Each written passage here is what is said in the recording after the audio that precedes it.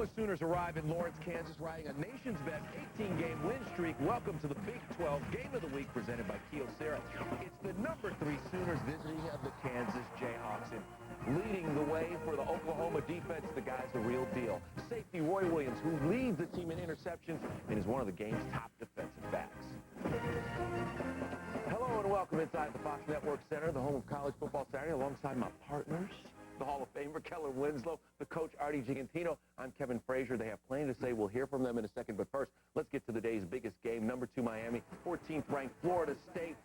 Florida State trying to protect its 37-game home win streak at Doak Campbell Stadium. They were looking for inspiration early. Actually, the inspiration arrived, and it was the Miami defense. Marquise Fitzgerald with the pickup of the block punt, 7-0 Miami. Ken Dorsey, meanwhile, a monster day. 1 of 3 touchdowns for the quarterback, 14-0 Miami. And the Miami D just overwhelmed the freshman Chris Ricks. He had 6 turnovers.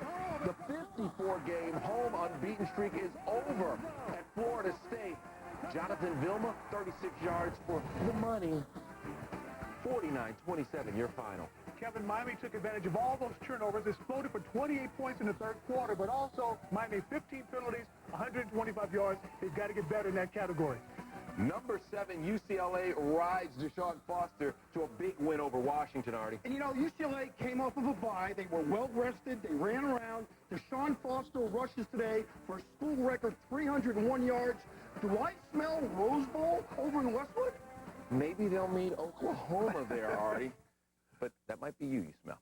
After back-to-back wins over Kansas State and Texas, and with a big matchup in Nebraska looming in 2 weeks, Bob Stoops and the Oklahoma Sooners can't afford to overlook a Kansas team that has beaten them in 3 of their last 4 meetings. But right now, Kel, it seems like everything is clicking for Oklahoma, both offensively and defensively. On the offensive side, the reason it's clicking is Quentin Griffin. Their little running back, 5'6", a solid 183 pounds. The junior's having an outstanding year, leading the team both in receptions and in rushing yards, accounting for 6 touchdowns total. I tell you, Artie, when they need a play to be made, they go to Quentin. And, you know, talking about touchdowns, this is a football team that is well-balanced, and they can score from any dimension of their team. Bobby Stoops has done a great job, not only with the offense, but the defense and special teams. In fact, if you take a look at this jumbo, you will see Oklahoma this year has scored 15 offensive touchdowns, 5 defensive touchdowns, and 2 special teams touchdowns.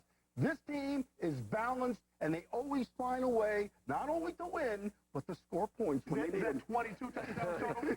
I did the math. That's 22. Thank you. Here's what I don't understand, Artie, and maybe you can help me, great one. Okay, all right. If you are the defending national champions, you're undefeated, why aren't you number 1? I have no idea, but in the Artie Gigantino poll, Oklahoma is number 1. They should be number 1. They were champs last year. They've done nothing not to be number 1 this year. All they've done is win and win big games. Who's sponsoring your poll? Nobody is. The reason Oklahoma's not number 1, Artie, because they're not the best football team in the nation. It's Miami, Kevin. They proved it today. No bias there, huh? None whatsoever. Hey, Florida's good, Miami's good, UCLA's good, but Oklahoma's number 1. Would you pick a bandwagon and stay on it? I'm staying on these Sooners. Oh, the magic has already started. Before we leave, a quick baseball update because they won't stop. Cleveland leads Seattle big, and it looks like they are on their way to a 2-1 lead in that series, while in St. Louis, the Cards are fighting to force a Game 5 with the Diamondbacks. As I mentioned, more scores and highlights on the way at the half, but right now it's off to Lawrence, where Joel Myers, James Lofton, and Eric Clemens are set to bring you all the action between Oklahoma and Kansas. We'll see you at the half.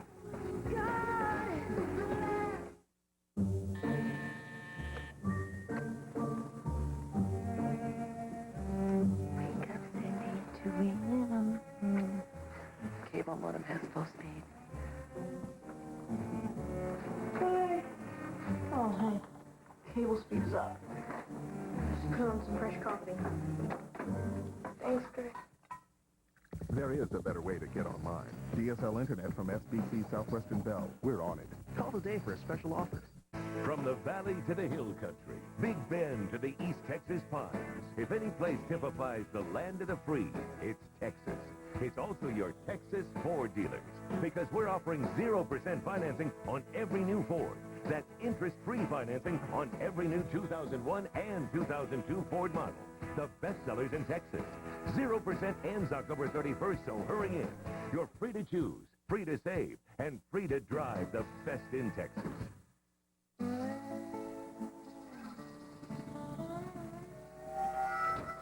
Hi. I think there's something broken in there. Before you get started, can you give me prices for 3-year competitors? Don't want to pay too much. Our customers are used to getting a great deal because at Progressive.com you can get our price for auto insurance and the rates for up to 3 leading competitors. We want you to save money, even if it's not with us. Call, click, or visit Progressive today. When it's cold outside, warm up to Vanguard, the name to trust in zone heating. Vanguard heating products can add warmth and ambience to any home. And with energy costs rising, a Vanguard gas fireplace system is a very economical choice, resulting in energy savings that could lower your utility bills substantially. For unmatched beauty and economy, call the Vanguard dealer nearest you. Coming from the cold, warm up to Vanguard. Well, I'm a stockbroker. I love the challenge that the job presents. Family comes first for me. Anytime I can spend with my kids, that's precious time. We go to the Whataburger for lunch. It's a family restaurant. When I want something different, I go for the Southwest Water Chicken. My wife sort of turned me on to that. I enjoy it. The chicken is crisp, fresh lettuce, tomatoes, extra zingy sauce. It's very, very, very filling. They love Whataburger. They enjoy spending a little extra time with that. Whataburger, just like you like it. Yo, Tommy! Tommy, baby! Tommy, 2 Coors Lights. Tommy, my man. Guys, level with me. You only like me because I bring you Coors Light. Tommy, please. Tommy, you could be the nacho guy. Pretzel guy. It's about you. You're not just a beer man. You're the man. You're telling me it's not the Rocky Mountain refreshment that bonds us together. Come on. You're the one and only Tommy.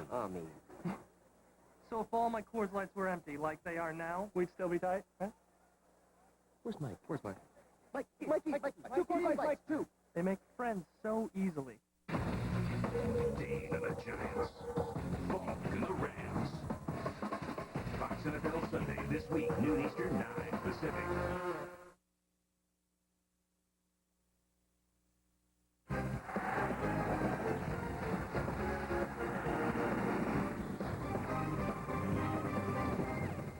With the fall colors in the background, it is homecoming weekend in the Midwest, in Lawrence, Kansas. College football Saturday presented by Kia Sarah continues. Number 3 Oklahoma matching up with the Kansas Jayhawks.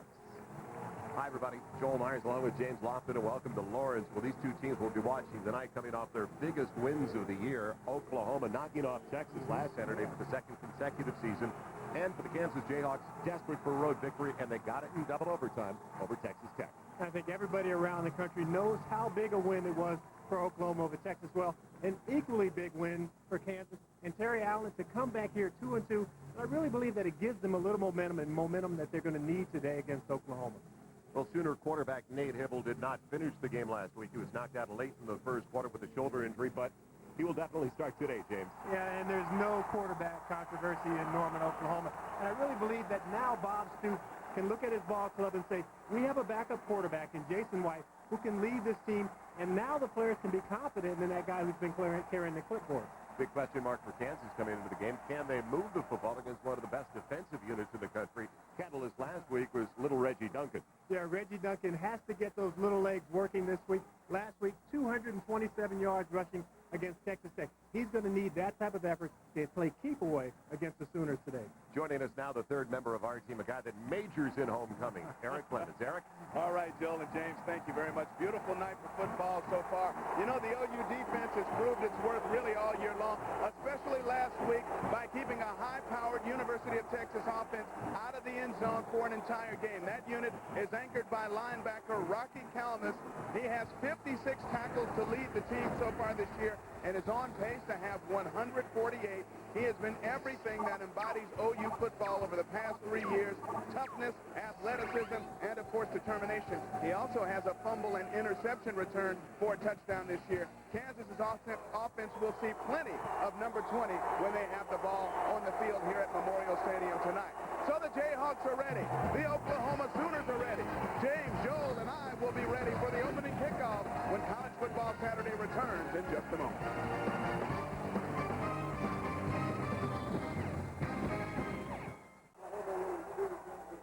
Welcome back once again as we continue from Lawrence, Kansas. What a setting. Weather has cooperated. Temperature right around 60 degrees, down into the mid-40s. About halftime. Couldn't ask for better conditions. College Football Saturday presented by Kia Sarah continues with the number 3 team in the nation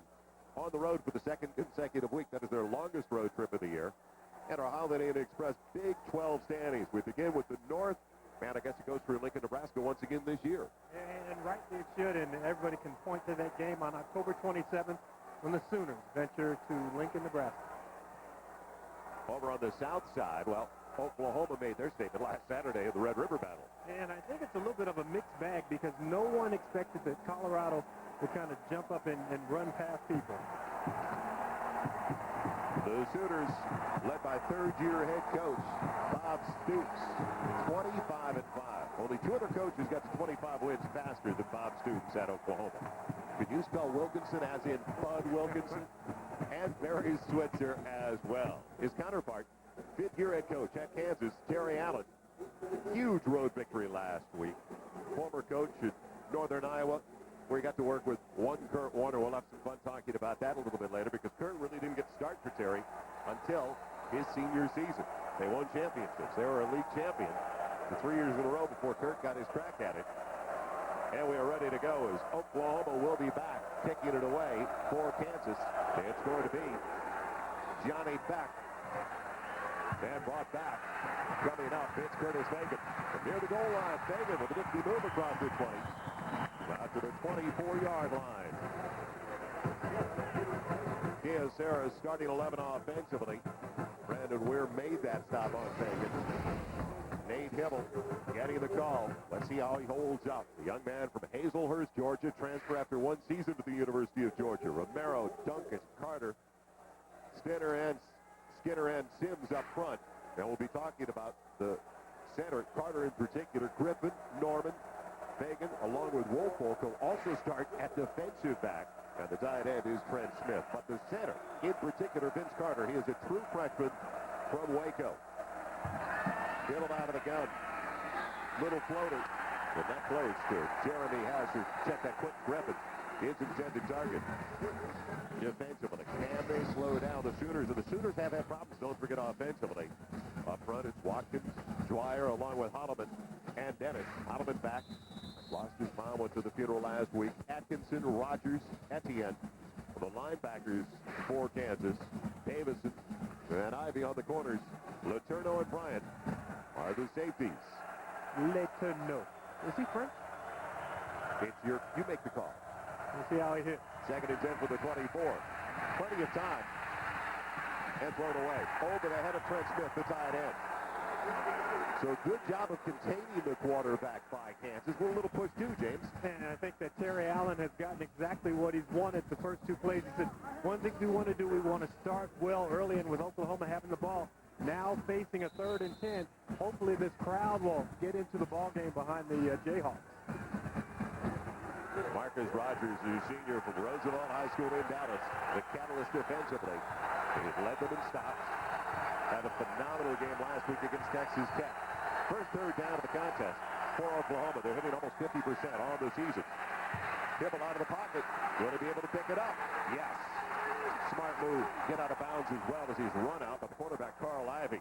So a heady play by Nate Hibble. And just talking about the two that have done so well, Wilkinson and Switzer. Barry Switzer here on the sideline. As Bob Stoops has included all former Oklahoma alums.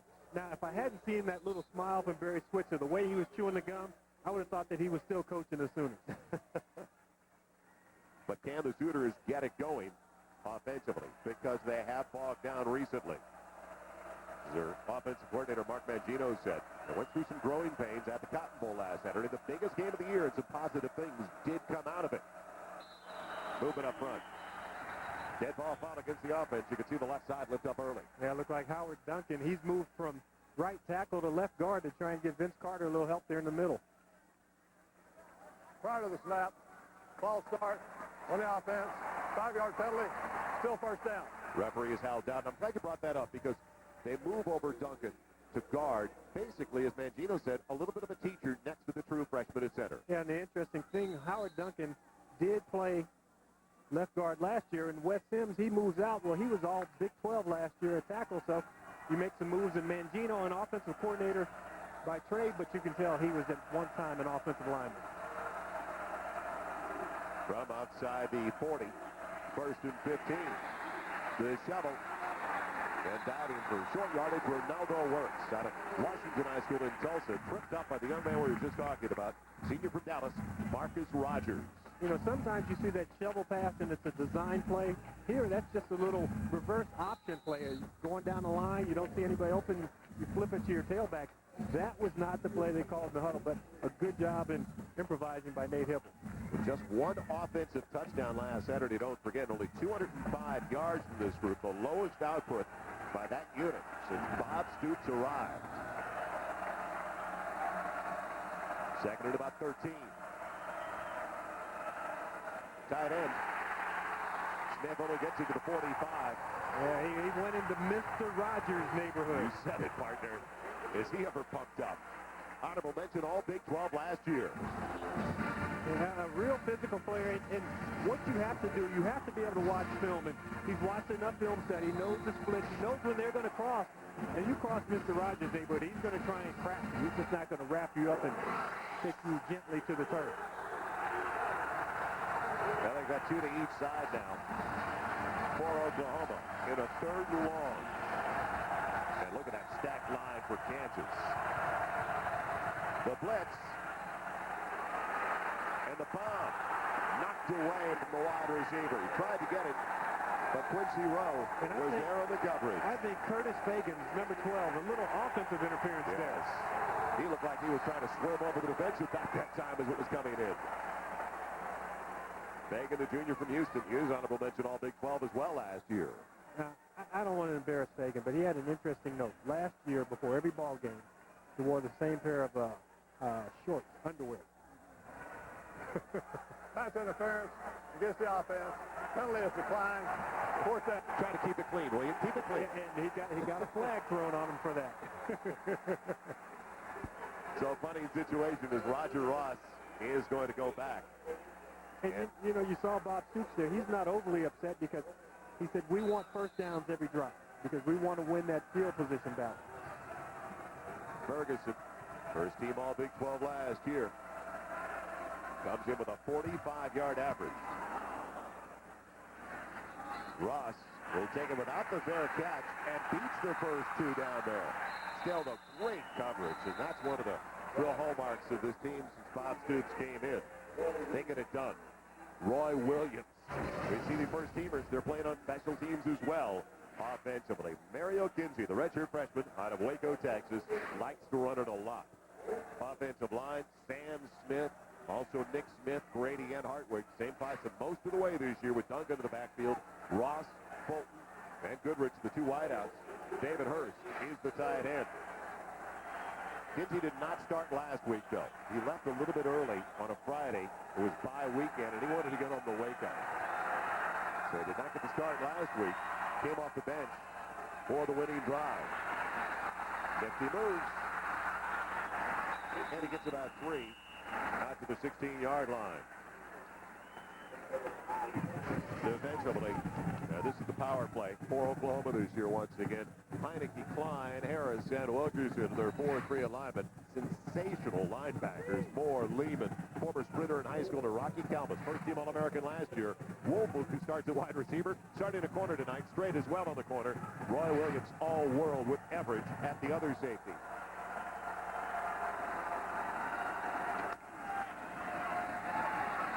Spinning out of the backfield, Reggie Duncan brought down by Everidge. Out near the 18. You know your assignments. You know you have to block Rocky Calmus. A lot easier said than done because there's a double team block going on between the guard and the right tackle to start. And that's actually a good job coming off at the end, number 65, Kyle Grady, just to get a piece of Calmus. Well, the key, as the Kansas coaches told us, don't give up points when you're on offense. Oklahoma majors in that. Scoring on defense. Kinsey scrambling. Will he get there? No. Great pursuit. Catching up with him. Heineke, the left end. Senior from Edmond, Oklahoma. You know, so many stars on this Oklahoma defense. You talk about one guy who's all-world. And the minute I hear that, I start thinking, are we shortchanging the other 10 guys? Because all these guys are great in their own right. And they really hustle and they get to the football. Chris Terrell, will handle the punting today because of an injury to Curtis Ansel, who has a strained hip. As the coach has said, his leg is fine. He's got average hands, though. Sorrell wobbles one out. Sooners will stay away from it. Not a long one. Kansas gets a few yards out of the roll, though, but still Oklahoma. Great shape when we come back. No score, short field goal for the Sooners. They've got it at their own 45.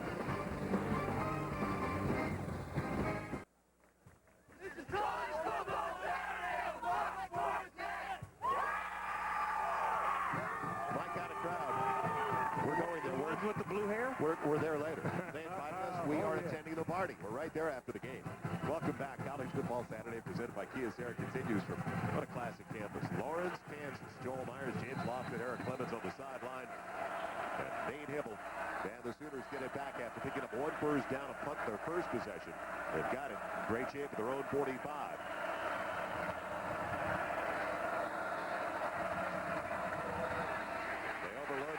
Side, the far side, it's a dump off, and good pursuit on the loss on the pitch, or the little catch by Griffin. Marcus Rogers again, and this is the young man that you've been talking about, Frank Romero, the left tackle.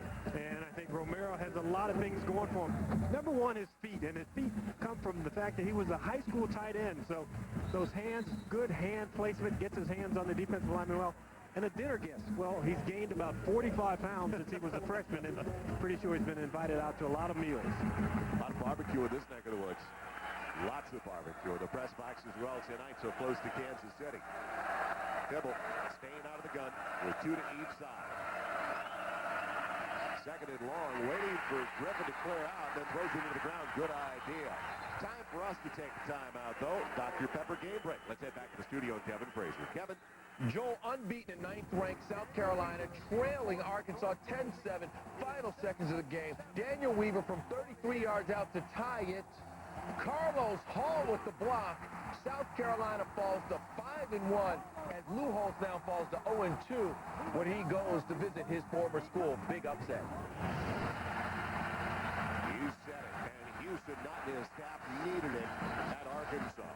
Boy, they played well in Little Rock. Dumpy, South Carolina. Now third about a dozen, 13. Hibble in trouble. And because of that, off-balance throw, not close to Antoine Savage. Took a shot at the end, too. Good pursuit. Catching up with him, Charlie Dennis, the right end.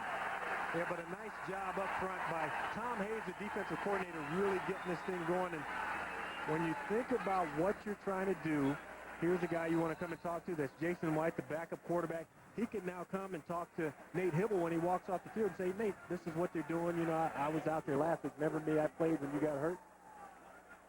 Going back deep, Roger Ross. And as Mark Mangino said, their offensive coordinator, he says, I've been telling you guys a long time now, we've got 2 good quarterbacks.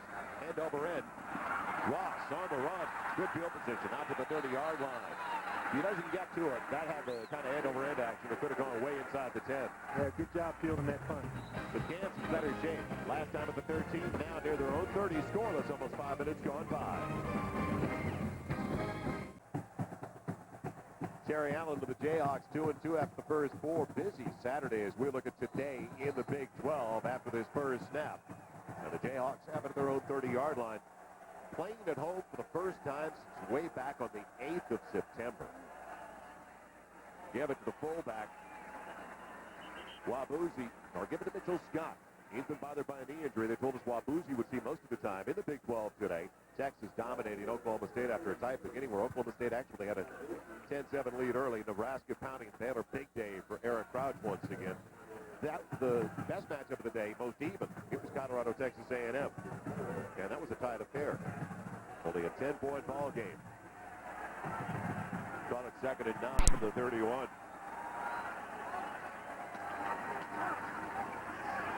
Duncan, room to work. Going for the first time, he's got it. Took a couple of tacklers, and he's not big at 5'9", but well, I'll tell you, he can slam dunk on the other running back, can he? Quentin Griffin. Well, he's not tall. Yeah, he does have 3 inches on Quentin Griffin, but what he has is this guy has some weight behind him. Listed at 215 pounds, and he's running hard. North-south runner. He gets below the pad level of Brandon Everidge, number 7. So they're at 215 pounds, and they got a pipeline down to Killeen, Texas. About half a dozen players on this ball club. Exactly 6. You're right. Can't get homesick, can they? Enough buddies. Kinsey looking to go deep on the post. And overthrowing the entire stadium. Wanted to go downfield for his wide receiver, Tremaine Fulton. That's the highest pass I've ever seen thrown. We are up 9 floors above the stadium, and I saw the ball pass right in front of my eyes. Kinsey just wanted to let him know, I can get it down there. But as the Oklahoma defensive coaches told us yesterday in our meeting last night with them, most of the time, even when he passes it, he pulls it down. He's always first thinking about running the football. Well, he's good with his feet, and he's going to get better with his arm the more he gets to play. Calling an audible here. He heard Roger. He's probably changing the play to run right. You got it, partner. Duncan making him look like a prophet. First down. Coming off a 227-yard effort, the Texas Tech win. Getting up a little gimpies. He's brought down by Roy Williams. A first down for Kansas. And if you're going to run right, Jason Hartwig, number 75, this is their best offensive lineman. A lot of power. He just takes his guy, and out of the picture, number 45, Jimmy Wilkerson. Wilkerson, more of a speed guy, so it's speed against power out there on the right side for, looks like the power one this time. Kansas has scored first in all 4 of their games this year. All 4 have been touchdowns. Kinsey on the high snap. Little spread out action. He's got his wide receiver again, Byron Gassaway. He's got another first down. All the way to the 19-yard line, pulling it off on Derek Strait. Now, Mario Kinsey played basketball in high school, and his high school team won a state championship behind him. Played a little basketball here at KU. Point guard. That time, he looked like he could have been on the mound throwing a fastball. That ball had some zip on it. What an athlete. As you mentioned, 16 games off the Jayhawk basketball bench last year. First down. His drive started back at the 30 of Kansas. They've got it at the 19 now of Oklahoma. A little more than 6 minutes gone by. Duncan trying to see something, looking for a block. He was lucky to get back to the line of scrimmage. When you're looking for the quarterback to spring you on a block, you're not going to get it. 3-year starter Hartwig doing a solid job on the line. Yeah, he really is. And when you say solid, and we talked about power on that offensive side, he really is a run blocker first. But that punch, that's what you do on your quick pass, that you punch at the guy, and he is Mr. Reliable. 27 consecutive starts for Hartwig. Out of backfield now. How did he get away from Iowa State? Right in their backyard. Giles in for the first time along with Wabuzi. They flank Mario Kinsey. Kinsey on the quarterback draw. Can't get out of the backfield. Flag on the play. It's going to be a hold as well. Sensational play despite being held. Tommy Harris, who the offensive coordinator Rip Shears said to us, is a great player. A true freshman for Texas from, you said it, Colleen, Texas, makes the play. Yeah, he didn't make his recruiting trip up here, but a fantastic football player. It looked like they were trying to hold Tommy Harris. Didn't make any difference, though. Yeah, I think you declined this one. You had a loss of about 4 yards on the play. Let Tommy you don't make need the penalty.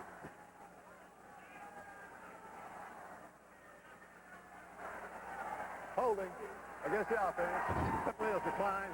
Third down. I don't know about that, though, because that would have knocked him out of field goal range. And Johnny Beck has been phenomenal, their place kicker. He's 9 of 10 on the year. Well, you know what? You can move him back another 15 yards, and he's still in range. He has a 59-yarder. Now, that one was at altitude. I was waiting for that. Tommy Harris, you almost have to double-team him in the middle. Doubles up on the high side. 3 wide receivers set. Kinsey running the option. Trying to break a tackle is Marshall Childs, but only down to the 19. Teddy Lehman, the middle linebacker, who intercepted that pass last week for the decider against Oklahoma. After the big hit by Roy Williams, takes down the running back. That's a great job by Mario Kinsey. They're getting the ball out of his hands quickly. Had a blitz coming off that weak side. If he's not aware and doesn't see that, they'll smack him right in the mouth, and you got fumble written all over that play. True freshman. Has been incredible, James, out of Kansas City, Kansas. Piper High School, 9 of 10. You mentioned that 59-yarder at Colorado. Now tries to give Kansas the lead, and does exactly that.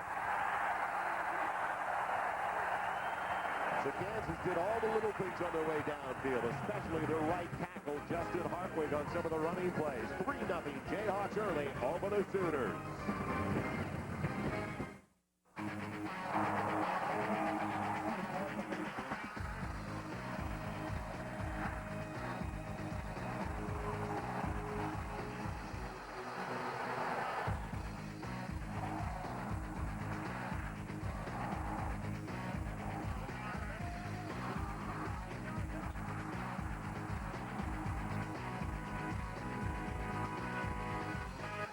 Big 12 Conference, pursuing victory with honor.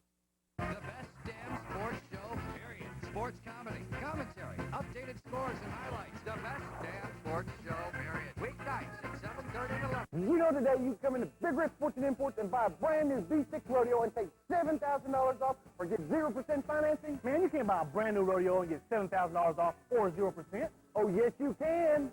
7,000 off or 0%? What's the catch? The catch is there is no catch. Each rodeo comes with a 10-year, 120,000-mile warranty, as well as 24-hour roadside assistance. And this is all happening in only one place. Big Red Sports and Imports, I-35, Norman. Drive with the name you know, Jackie Cooper. Jackie Cooper and Cox want to help your golf game and save you money. Buy a set of Brickstone tires from Jackie Cooper and get a dozen pre-set golf balls free. If you need tires, don't miss this special tire sale going on now at Jackie Cooper Tires. Cox wants to remind you to catch your golf tips in October and November on the Golf Channel, brought to you by Jackie Cooper Tires. Golf tips and golf balls from Cox and Jackie Cooper Tires, sure to help your golf game, only from Jackie Cooper Tire Centers. Retaping the ankle of very valuable Reggie Duncan of the Kansas Jayhawks, their leading tailback, are on the scoring drive for the Kansas Jayhawks. 3:15 off the clock, a 37-yard field goal by Johnny Beck. Beck will get into it. Fagan and Savage wait for it. It's going to be Savage near the goal line. Takes it from the 1. Weaves his way very effectively across the 25 to the 26. College football Saturday on Fox Sports Net, brought to you by Dr. Pepper. Dr. Pepper makes the world taste better. By Kia Zera, one company, countless solutions. By Holiday Inn Express, the smart choice for travelers who want to stay smart. By Subway, eat fresh. And by Terminator, buy today from MGM Home Entertainment. The Pond on the East Campus at the University of Kansas in Lawrence. What a setting. It is a classic from the late 1800s. These two teams, Oklahoma and Kansas, they got together from 1901 for 95 consecutive years. First year they took off was Big 12 play in 97. Old rivals getting together. The dump off right down the middle. Playing it safe underneath its completion to the 31-yard line, near the 32. Now that was Mr. Rogers, and we are in Kansas, so it was Auntie-M. Josh Norman got the reception, his first. OU has struggled, though. The Sooners have really struggled over the last couple of games. We'll talk about their opposition, but barely averaging a little over 200 yards in offense over the last two. Their defense has really sparked them. Now they go with a power formation, and Quentin Griffin can't get out of the backfield. Might be through. You said it. The senior from Stillwater, Minnesota, second team, all Big 12 last year. You know, they gave him a different look. They went with two tight ends, which means that you're probably going to run out of this formation. And Nate Dwyer says, if you're going to run, somebody better block me. And it's the senior against the freshman. We got to remember that Vince Carter last year this time, he was trying to get a date to go to the prom. Now he has some big shoes to fill. Starting at center on the offensive line, to see Nate Dwyer there, 300 pounds. And when I was talking to the coaches, they said the one thing about Vince Carter, as good as he is now, he still needs to develop that upper body strength. And you see Dwyer just ripped him in that last play. Ryder goes at 6'3", 265. Hibble on the edge, looking for the first down. The good coverage downfield at the 35.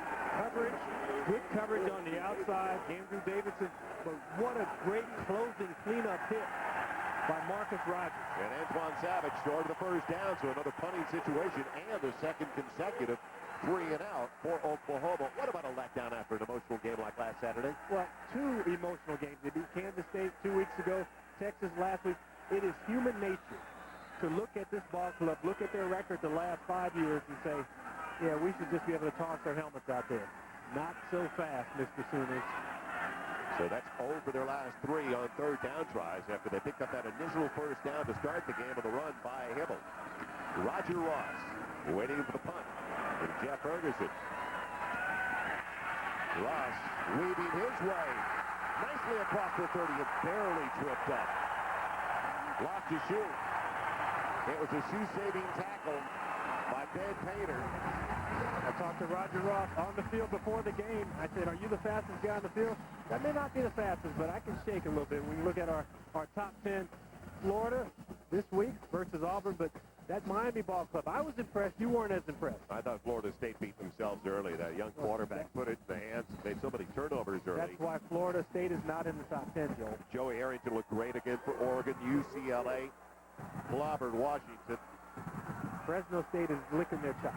They're thinking we got this BCS thing.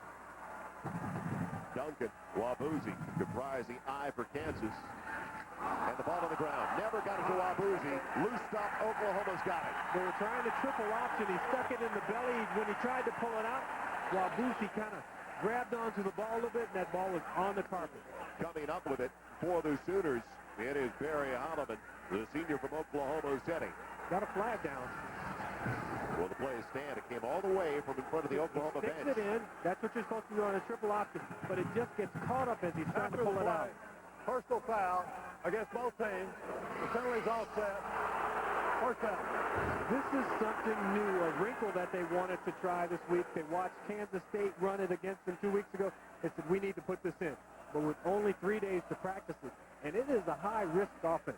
You get some benefits from it because you catch the defense off guard, but we saw one of the risks there. When you stick that ball in, the fullback doesn't know for sure if you're thinking, I'm going with it, or are you going to pull it out? When he tried to pull it out, it went straight to the carpet. So now 29 of the 31 games that Bob Stoops has been there, Oklahoma has forced a turnover. Griffin trying to bounce outside. He's wrestled down to the 32 by Andrew Davison, the senior from Detroit. Don't forget tomorrow, Fox NFL Sunday. So that all starts tomorrow. It's NFL this morning. The crew will work with the cyber spinner. Boomer Esiason will be on top of the situation, along with Jay Moore. That is tomorrow morning, 10:30 Eastern. NFL this morning, 7:30 Pacific on Fox Sports Net. Deacon Jones is saying, let me just hit Boomer one time. Just one time. Second short. Hibble, misdirection, setting things up, wide open. Taking it in, Mark Clayton, who had 6 catches last week in second. Antoine Savage, was he in bounds? No. He almost hopped over the line. Unbelievable. You extend your arm and you drag the feet. Right. You say the coaching done.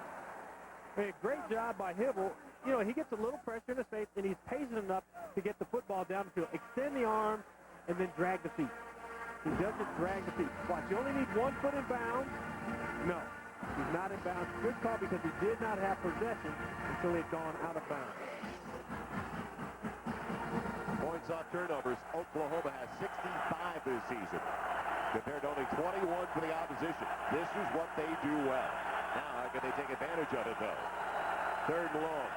A long 6, almost 7. It'll need a timeout. So the junior from Hazelhurst, Georgia, Nate Hibble, using his first time out of the contest. Not a bad idea if he wasn't ready. The opportunity to get points very early, 3:47 to play in the opening 15 minutes. He heads over to his offensive coordinator, Mark Mangino. Well, it has been a struggle, though, for this offensive unit. And if you're talking points, they need to get 7 points because their kicking game has not been there. Now, don't forget about the new show that everybody's been talking about, the Best Damn Sports Show period. It features a comedian who's a diehard sports fan, a bunch of ex-jocks who really know the game, sports comedy, commentary, constantly updated scores and highlights. What more could you want from a show? It's introducing the Best Damn Sports Show period, weeknight 7:30, 11:30, only on Fox Sports Net. Check your local listing. Are you asking me what more I wanted? I think that you and me on there, or either these guys as guests. But I think they'd be better suited. I think you and I would be on the A list. They'd be on the B list. 3-0 lead, Kansas, on the 37-yard field goal by Johnny Beck.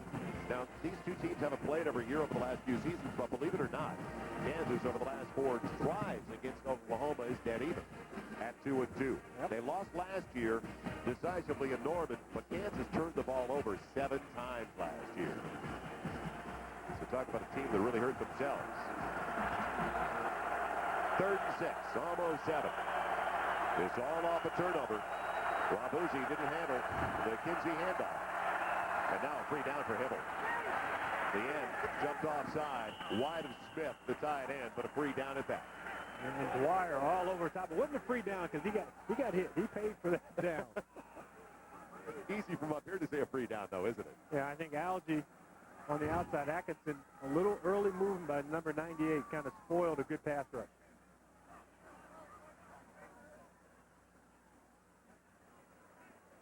Offside on the defense. 5-yard penalty. Still third down. You know, they moved Howard Duncan, we talked about from right tackle to left guard. Vince Carter going one-on-one against Nate Dwyer. Nate Dwyer is the co-captain of this defensive unit. He has his motor going. They moved Duncan there to kind of help him with the calls. He may need some help blocking Dwyer. So now instead of 3rd and 6, 3rd and short. I don't think he got that. Did they get the first down? If he got it, it was because they gave him a good spot. He's right at the marker. Needed to put it on the 31 or checked at the 26. See, that looks short to me. Now it looks short when they put it down. Short. That's exactly where it needed to be put down. John Madden made famous the left foot, right foot mark. That's a backfield mark with the backfield foot. They needed to go to the Nook of the North for Bigfoot for that one. Yeah. He should be about a foot shy if the James. And the thing about this offense, it is set up as a finesse offense. The quick rhythm passing, the shovel passes, the screens to the running back. It is not set up for power football. Oklahoma doesn't have to go for 4th down very often. But their kicking game is another story. And Tim Duncan has had his problems recently. He missed a couple last week, their place kicker, in the Texas matchup. They escaped, though, because of their defense. As I said, a good foot shy, and that's exactly it. Now, you can see that ball is an old ball. You don't have to use new balls in college football. It also had number 8 on it, so it's a ball that Nate Hibble actually likes. QB, and then the number 8 right up there for Nate Hibble. Good call. His preference. And they will go for it. Quarterback keeper. They're out of the huddle quickly. That's a good move. Hibble at 6'3", 220. Will he keep it himself? They're bunched up right there in the middle. 50% on their 4th downs. And he lost the football. Kansas will take over. Do you believe it? He just pulled out a little too early. He got it there. He couldn't decide what he wanted. It looked like they had an option to the left with Quentin Griffin. And he just pulled out there trying to get away from the center. Boy, everything is spinning pretty well for the Jayhawks here early in the ballgame. See those hands split apart a little bit? When those hands split and he's leaning backwards, you have to ride with your center. Your center is moving to his left. You need to be riding to the left. So an early break for the Jayhawks, getting it back near their own 28-yard line. Already their 4th possession of the game with 3:20 to play in the opening 15 minutes. Watch that little quick screen out here, that bubble look. Trips on the wide side of the field. Kinsey calls his own number. And he is level. Boy, did they pursue well. After the free safety, the sophomore from Granger, Texas. Former high school quarterback, read a quarterback very well. But you know what? A nice read offensively because he does have the numbers over here. There are only 3 guys, but this 4th guy comes up in a hurry. Right in the hole. I mean, he made a great read, but Brandon Everett, you mentioned former quarterback, he's looking in the quarterback's eyes going, you think you're coming my way? No, you're not. Gain of about 3. Kinsey on the play fake. Looked forever there and then threw it into the ground. He looked over to his wide receiver, Roger Ross. Well, his heart wasn't in it, was it? You know what? He didn't anticipate that very well. And once he saw the guy out there, he thought, that's a long throw. If I throw it, it may get picked. Short arm? And, you know, you start thinking too much about a throw that's really easy. And he's frustrated with himself right now. Zach Dyer is their backup, the sophomore from Olathe, Kansas. 2:39 to play in the opening 15 minutes. And Dyer has seen plenty of snaps this year. Started the last one, but gave way to Kinsey. So now 3rd and 7. First the motion man when they look for the tight end. No. Little sprint draw. Lost football. Oklahoma gets it back. Reggie Duncan was low to the ground. Brandon Everett came up, popped that ball out. Recovered by Oklahoma. This is how they create offense. Roy Williams comes up with a loose football. What a shot that he come up with it. First team All Big 12 last year. Yeah, but you're going to see Brandon Everett right there in the middle of your screen. Number 7. He's reading. He's unblocked. Here he comes. Boom. That ball comes out. It almost looked like Reggie Duncan was down. Well, and we had a replacement at quarterback. Here comes Jason White, number 18. Hibble, we saw him on the ground. Maybe that left shoulder, that left area is hurting him again. Throwing on his first snap. The wide receiver is pounding. Curtis Fagan. taking it in from Jason White. Marcus Rogers recovering very well. First and 10 is brought to you by the American Red Cross. Please help the American Red Cross assist the victims of the terrorist attack and their families. You can help by calling 1-800-HELP-NOW or by visiting redcross.org. Boy, Hibble doesn't look like he's hurting right now on the sideline. He just looks upset. So White with a gain of about 3, caught it 2nd and 7 to the 21. Blitz coming, scrambling his way like he did. Yeah, he picked up very quickly. Marcus Rogers around the angles. He had 38 yards on 12 carries last week. Did he leave a little bit too soon? The middle's open. These are quarterbacks who were drop-back guys in high school, used to throwing the football, and when he makes this move, the middle's open. His blocker, Quentin Griffin, blocks his guy to the outside. Up the middle, he's got room to run. Still 3rd and 7 for the 16. Kansas shutting them out so far. The fade, corner of the end zone. Off the fingertips, poked away from Trent Smith, the tight end. Matt Jordan, number 23. The coaches talked about this is going to be our nickelback, and we like him against Tim Smith because what it does is, Trent Smith rather, it gives us a more physical presence in the secondary. Somebody who could play strong safety and corner and line up against the tight end. He just gets that arm in there, just pokes it out just enough. He leaves the arm in there. This is great coverage. Nice passer. I mean, that pass is where it had to be. The receiver must come up with that play. Now Tim Duncan to tie it up from 38 yards away. He's missed 6 of his last 8. This time, though, perfect form, and it's all even. So after a 37-yarder by Johnny Beck, Tim Duncan answers with a 38-yarder for Oklahoma.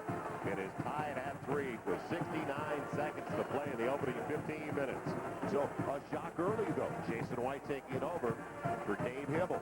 Joel Myers, James Lofton, Eric Clemens in Lawrence, Kansas. Homecoming weekend. And the Sooners struggling out of the blocks offensively.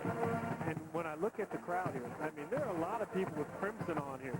So they made the drive over from Oklahoma, from the Norman area. But Kansas, you know, they said, hey, we're 9 out of 10 our last homecoming. Let's go ahead. We got Oklahoma coming in. Let's go with the big dog for the homecoming weekend. And, you know, this mildly, I can say it would be the upset of the century. We're in a new century. We're only, this is the second year of it. This would be the upset of the century against the ball club that has won 18 in a row coming in here. Jermaine Fulton, Derek Mills going back deep, waiting for the kickoff. You know, a big win for Oklahoma, for Kansas defensively. That sudden change going out there, keeping those guys out of the end zone. They did not give up a first down, and that's the 4th consecutive possession Oklahoma's had it without picking up a first down. Will they bring it out? Yes, they will. It'll be Derek Mills. Maybe he should have stayed in the end zone. Just barely across the 10 to the 11-yard line, so a long field, to say the least, for the Jayhawks. 9 short of where he would have been had he stayed at home. And it's going to get longer. You got a flag coming in here. Got holding. It happens every time, doesn't it? Let's check in with Eric Clemens. Eric? All right, Reggie Duncan, we saw him leave earlier after getting what looked like his lower left ankle stepped on. It was heavily taped on the sideline. He ran up and down the sideline, but he is still favoring his left side. That might have played the role in that last fumble we saw. He is not running with the authority that we saw him run with a little bit earlier. Team doctor told me that he was going to try to play. You saw him get hurt right there as that ankle gets kind of stepped on and rolled on. He had to come off the field. As he trots onto the field right now, guys, he is still favoring that heavily taped left ankle. Let's see how it'll affect him the rest of the way, especially on an important drive for Kansas, guys. All right, Eric. Code Big 12 Offensive Player of the Week, sharing it with Eric Crouch of Nebraska. And Duncan now the single right at the goal line. Tough throw all the way out there. Coverage applied by Woelfel. They threw it. Wait a minute. His forward progress. And now they're saying the ball was taken away by Woelfel. But that guy's forward progress was stopped. He wasn't moving forward. I mean, great job by Woelfel getting there. And then you get the cleanup guy, Roy Williams, coming in. He knocks the ball out. But I still think that his forward progress is right there. He's not going forward. He's getting knocked backward, and then the ball comes out. Yeah, they're giving it to Oklahoma. Right at the 10. And the defensive player did not get possession of the ball until he had gone out of bounds. It's a bad call all around. Forward progress stopped, and then the possession did not occur until he was out of bounds. So Woolfolk, the wide receiver defensive back, forced it. Williams covers it. And what a pounding. What a pounding by Rogers on Quentin Griffin. Bryant, the free safety, coming up to help out, but Marcus Rogers right now, a huge factor for the Jayhawks. And Marcus Rogers did it. I mean, guys are late coming on to the field for Kansas. We talked about Kansas's no-huddle offense, but what Oklahoma does from the sideline, they go straight out and line up. They don't go huddle first on first down. They go straight to the field and line up. And that's catching Kansas off guard. So 3 consecutive possessions, 3 straight fumbles for Kansas. Right on the play fake. The tight end's there, and Smith takes a shot. Oh, nice job coming up. Carl Ivey, the quarterback, laid it on him right at the 5. And giving up some pounds there, about 75, James. That is the final snap. Oh, very entertaining first 15 minutes of play. Kansas walking a tight wire right now. Escape artist after giving it away 3 consecutive times. They're still tied at 3, though, after the first quarter. Welcome back once again to Lawrence, Kansas. Joel Myers along with James Lofton. Tied at 3 at the end of the first quarter. Kansas living dangerously, though. 3 consecutive turnovers. Yeah, they certainly are, and turnovers coming deep in their territory. At some time, you're going to give up points. No matter how tough your defense is trying to play, you just cannot put a defensive unit in this type of peril. But now another huge third down for the Sooners. Third and about 4. They have missed their last 5 in a row on third down conversions. But that was with Hibbleton there. At least the first 3. Now White in trouble. Throws it away. And that's intentional grounding. Will it get a flag? It will from the referee. I mean, I would have thrown the flag if the referee had decided not to throw it. I would have, and launching it up here from 900 feet above the playing field, it might have hurt somebody. That would have been an injury. Algie Atkinson all over the quarterback early. The senior from Skokie, Illinois. Intentional grounding on the offense. We'll also down at the spot. 4th down.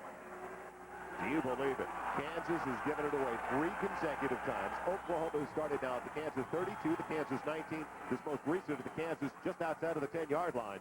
And it is going to be a long field goal try. Going to be about 34 when they put it down for Tim Duncan, who just hit from 38.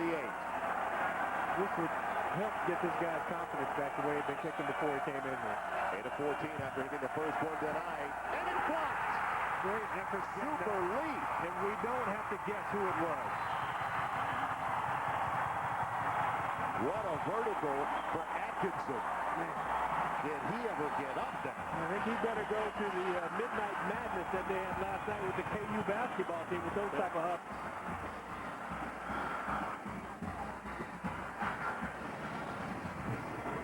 This is what we're talking about when you see the man in the middle. But a nice job getting the push up front, and a little hang time there because he had got to the apex of his leap, Joe. That's the top of his leap.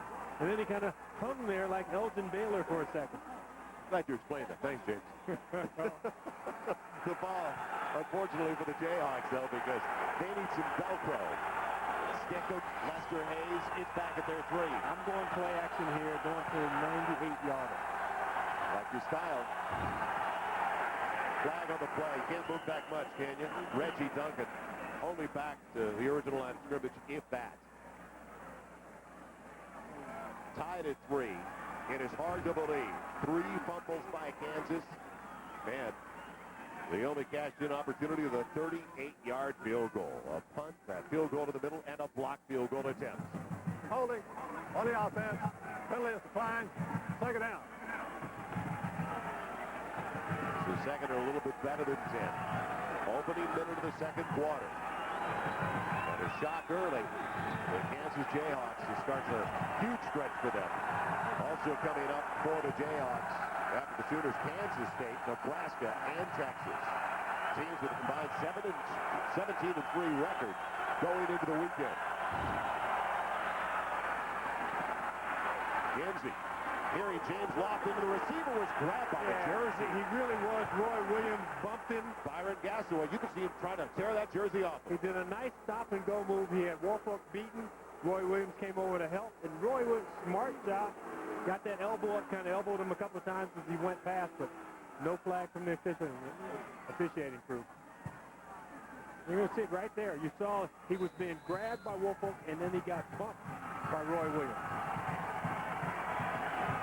Get out third. A little bit better than 10. I think the punter's a little nervous right now, standing on the sideline. Give me some space, guys. Barely out of the end zone. Duncan almost got trapped for a safety. Rocky Calvas meeting him about 2 yards behind the line. The little Reggie Duncan got out of there. The man, Chris Terrell, usually handling the kickoffs, backing up Curtis Ansel. Ansel with a strained hip. And you're going to see it right here from the end zone. Reggie Duncan, Rocky Calvas. How you doing, buddy? Almost got the ball stripped away, too. Calvas was a running back in high school, so he's reading the hole just like the running back is, and he gets in the hole before the running back. And Calvas wants to play offense now. Yeah, he's saying, you know, when we get the right opportunity, we're ahead by a lot. All right, how would you like this scene?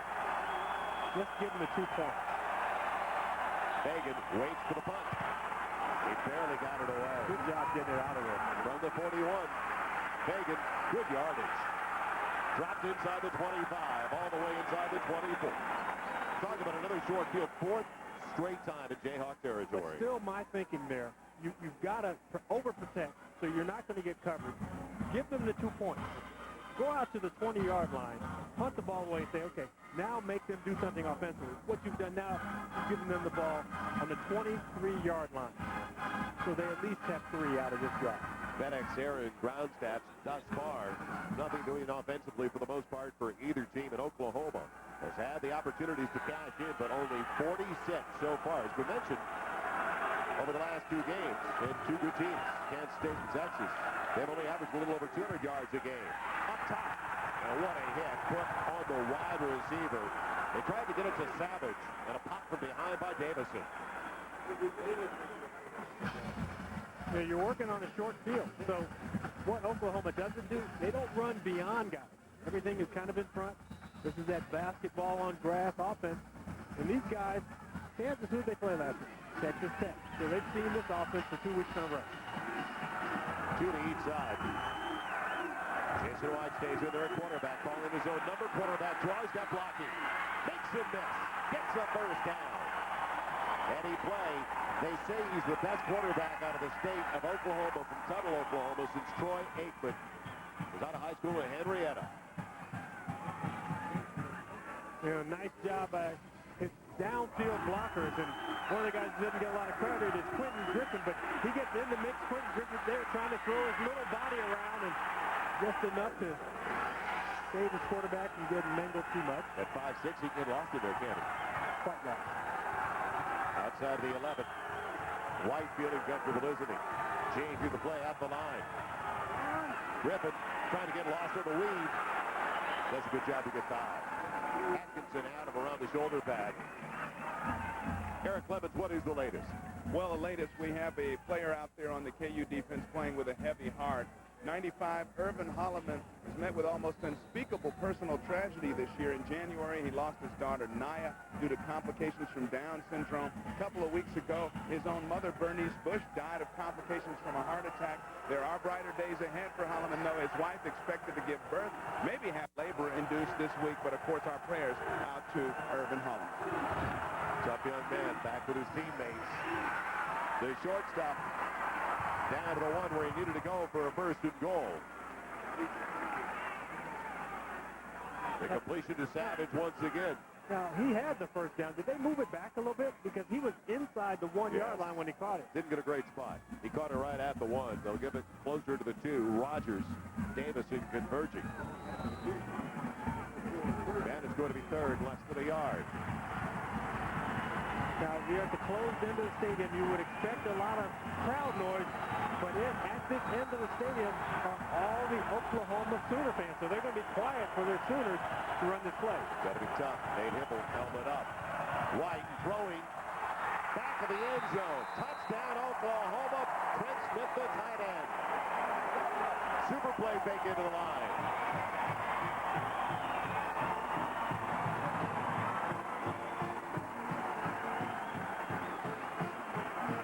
Nice call from Mark Mangino on the sideline. Says, okay, Kansas is really coming at us, committing everything to the line of scrimmage. You see Mr. Rogers step up and nice little toss behind the nice catch by Trent Smith. You know what? That's actually easier than what it looks. Nobody's coming up to hit you. No, all you have to do is keep your feet in bounds. Duncan to put the Sooners up by 7. Atkinson couldn't get to that one. So the Sooners finally take advantage of a short field. Marks 23 yards. Lead at 10-3. Despite the fact that the offense has given the ball to Oklahoma 4 consecutive times in Kansas territory. Now can the offense get something done? Ground game last week at 288 yards. Rushing up the first 3. They only had 300 yards on the ground. They've got to be able to run the football with a redshirt freshman quarterback. Underneath, Kinsey, and breaking tackles is wide receiver Gasso at his first grab. Junior from Grandview, Missouri, tripped up by Brandon Everidge. You know, they gave him 6 in the box, which means you normally run. They said, we're gonna stick with the pass on this. No audible. We'll try to do it in a hurry. Make it difficult for Oklahoma to get set. Michelin trivia. Bob Stoops won a national title. His second year as head coach. The only coach to win a national championship in his first year. Have that answer in a little bit. Duncan. Chopped down from the side across the 25. He's got it up to the 26 for a gain of about 1.5 yards. To average great closing speed for the sophomore safety. So Stoops won it in his second year. He's telling me that somebody won it in their first year. Maybe the first year they ever played football. First year coaching at a major university. I'm saying, you know, back in 1868 when they invented all this stuff. You win. Coaching his first year. Setting up the screen. Not there. And boy, what a fastball that was. Going to Roger Ross. A lot of touch. Yeah, but Teddy Lehman coming up the middle, number 11, unblocked. You want to at least slow the rush men down when you have a screen so that your quarterback can set his feet and throw the ball accurately. So Kansas for the second consecutive time. 3 and out with a punt. Curtis Bacon. Solid return of that 20 yards his last time back there. Waits inside his own 40. Bacon, the junior from Houston.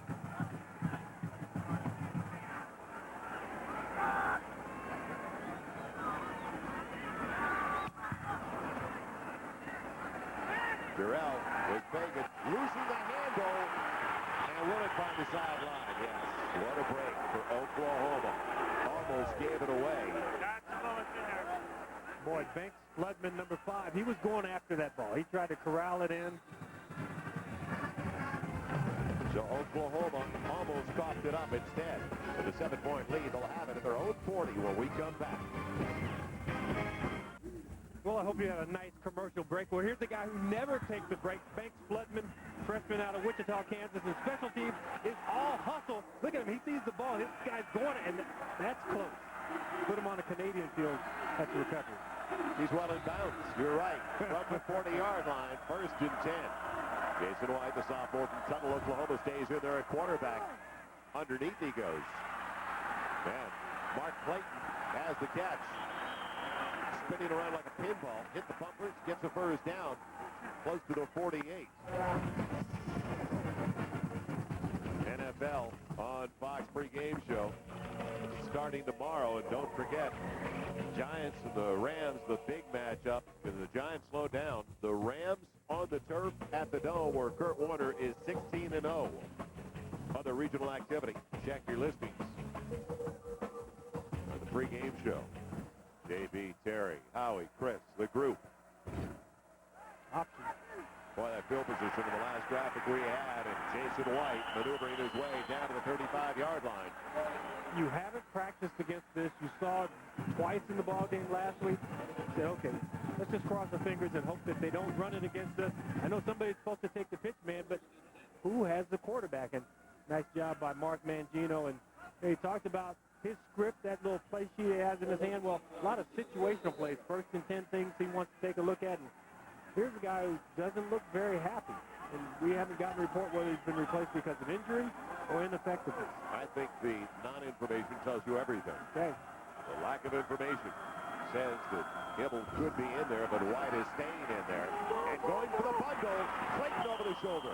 This young man was the best receiver on the field last week out of everybody, Texas and Oklahoma included.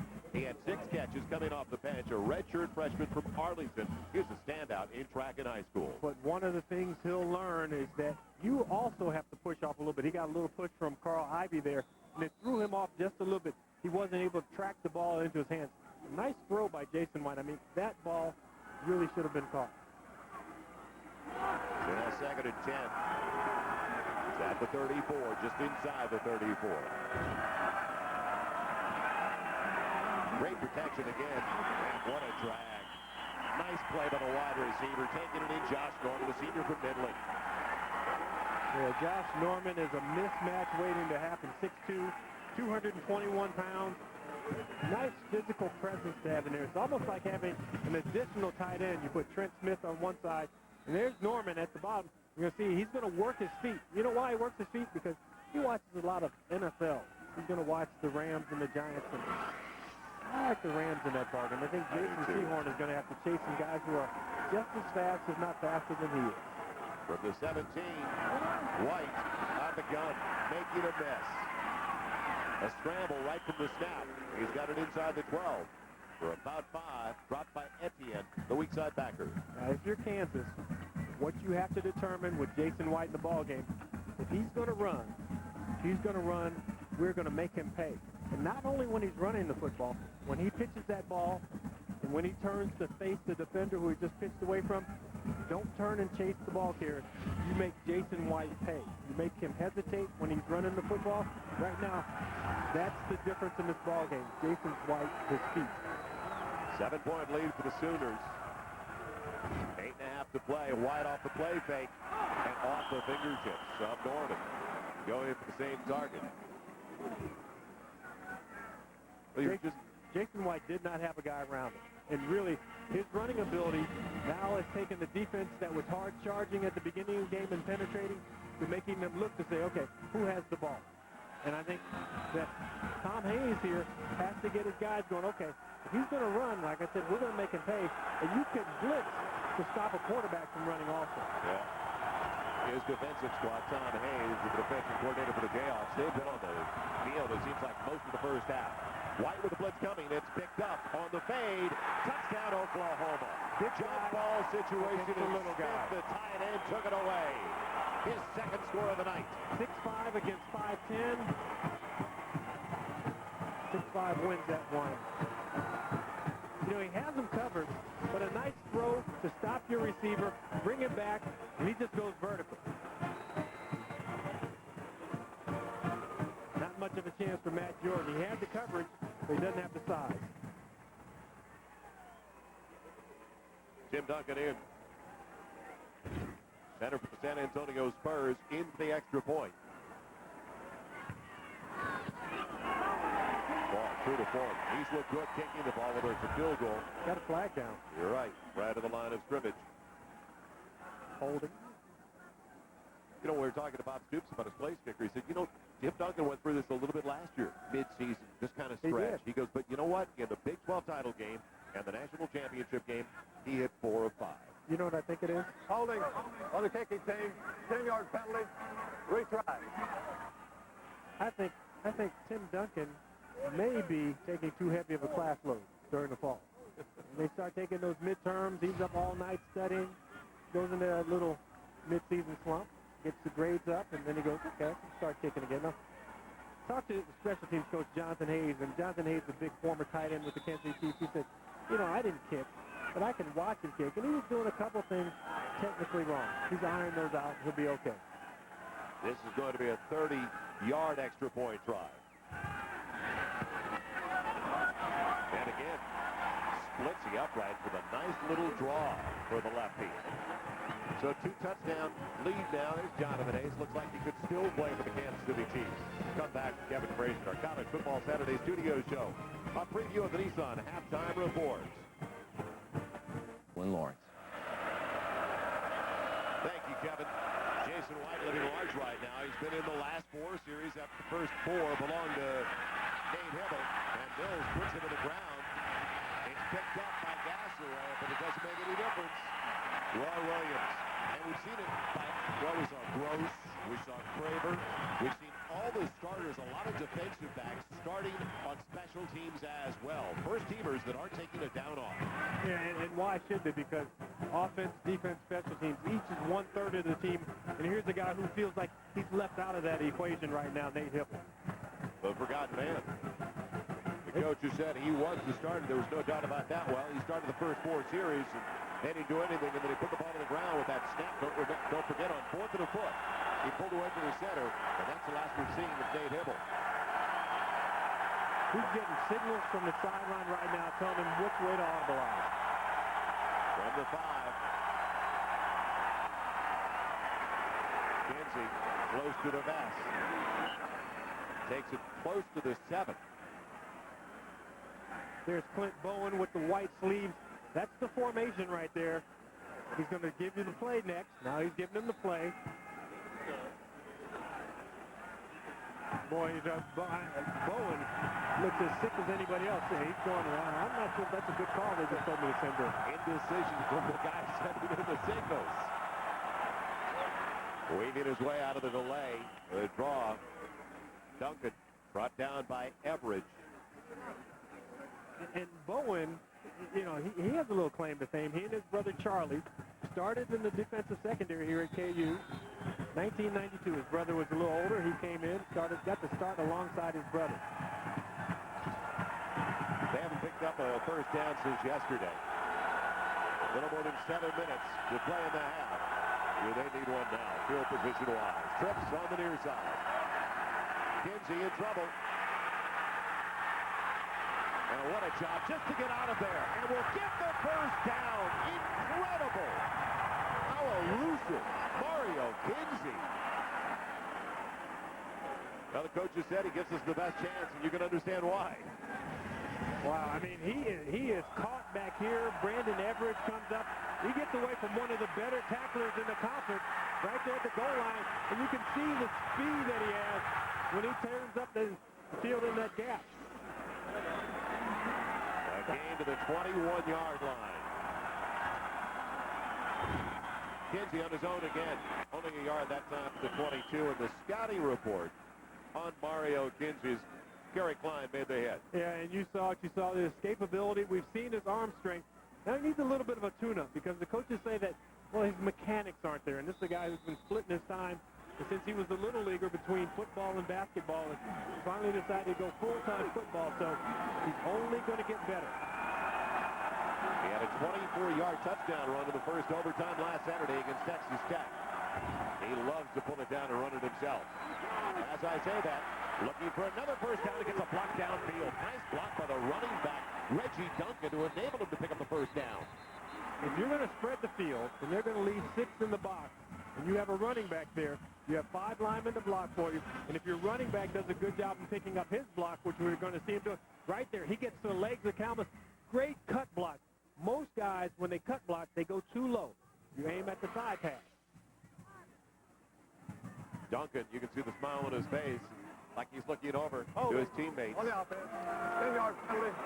Still second down. That's a tough break. And that's thrown down the field. I don't know if Duncan got an arm around the leg of Rocky Calmus, but that flag was thrown down the field because you can see now it's just 2nd and 12.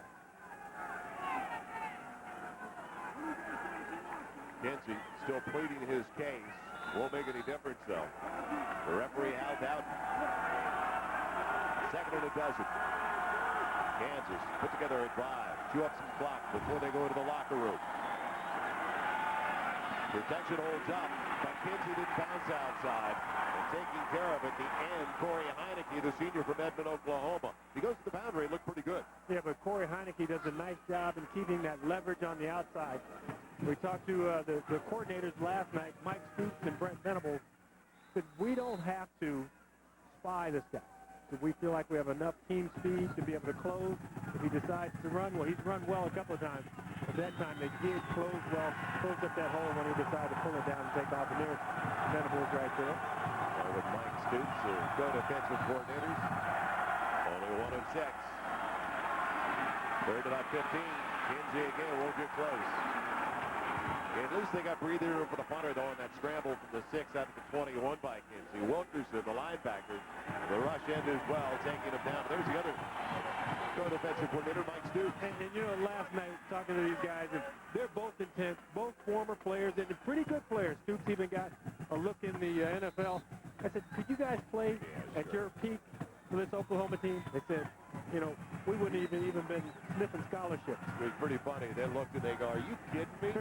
Curtis Fagan waits for the punt. The Sooners almost got to it. Got to hit the ground and get a good roll. Nice hop, out of bounds, inside the 35. Sooners will have it at their own 33, up by 14. College football Saturday on Fox Sports Net. Brought to you by Dr. Pepper. Dr. Pepper makes the world taste better. By Kia Sarah, One Company, countless solutions. And by Michelin, because so much is riding on your tires. Legendary Allen Fieldhouse on Naismith Drive. Do they have a little history here at the University of Kansas? I guess so. We're at Memorial Stadium, the 8th oldest collegiate stadium in the nation. Capacity 50,000, and it is packed. I went in that field house. I didn't see a peach basket in sight. I can't keep up with you. I got to do homework on the outside. For the 33, banging his way as Ronaldo works. The sophomore from Tulsa, Washington High School. And what about that name, Roy Williams? Well, here's the guy who would get a free meal around this area. Roy Williams, the head basketball coach.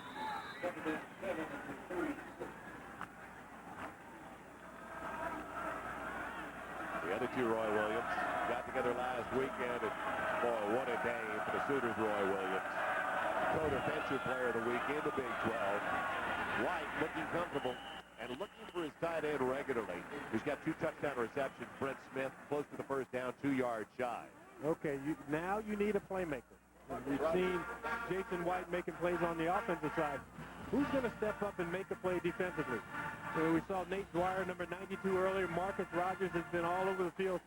One of those two guys is going to have to blow through a gap, put pressure on Jason White, or shut down a run or a shovel pass or something. But you need a play. So they come up big, get the ball back, 3.5 to play. Third and a couple. Timeout, Oklahoma. So Jason White in the 5th consecutive series after Nate Hibble started the first 4 series. And we talked about Bob Stoops winning the national championship, our Michelin trivia this evening, and only his 2nd year as the head coach. I think I got it. I got it. That's what I was thinking. I knew it. I knew you had the answer. You just didn't want to divulge it too early.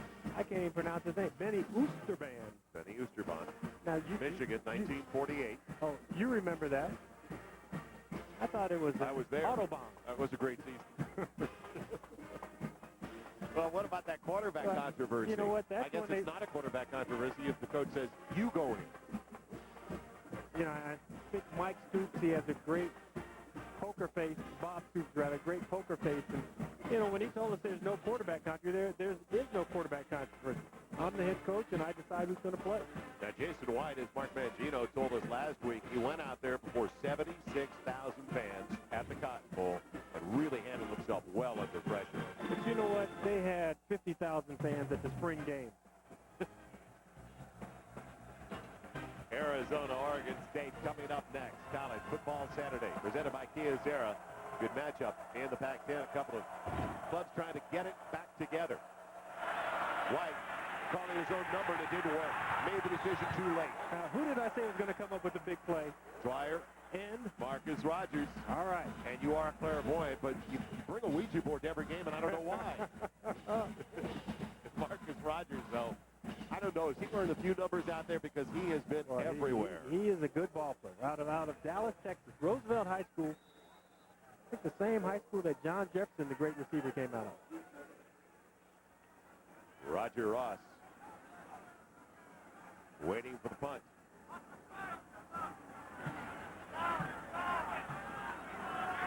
Ferguson, first team all Big 12 last year, the senior from Tulsa.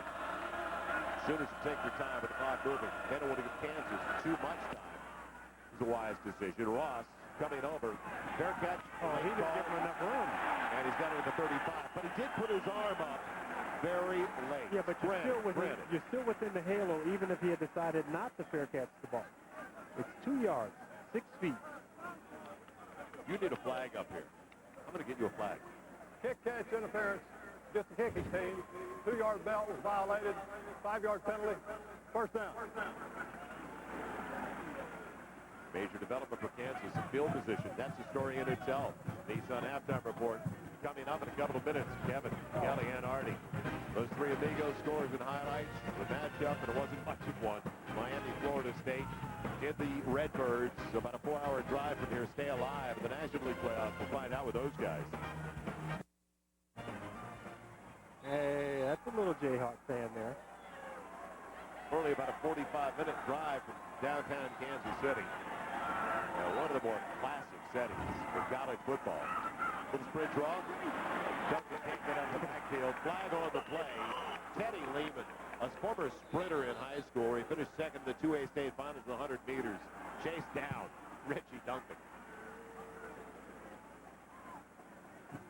In his homecoming weekend in Lawrence.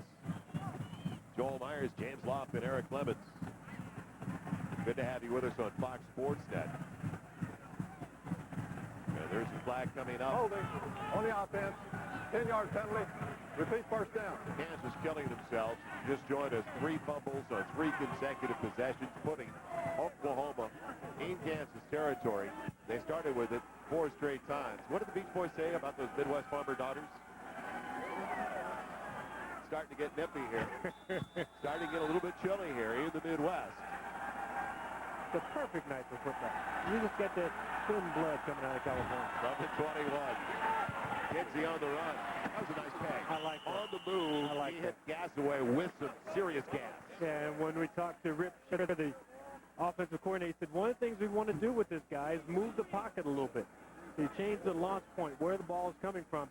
When you move that pocket, defensive backs have a tendency just to drift back a little bit. And like we said, you know, point guard, football player. Tell you what, he looks like he throws a pretty good fastball, too. It's an important possession for Kansas. 2nd and 8. Can they chew up the clock? Make sure Oklahoma doesn't touch the ball over the next 2:11, and maybe even get some points out of it. The option. Kinsey with a beautiful fake. First down, Kansas. Boy, did he use that pitch as a fake nicely. Yeah, he really did, and they knew this triple option was coming. They saw it earlier.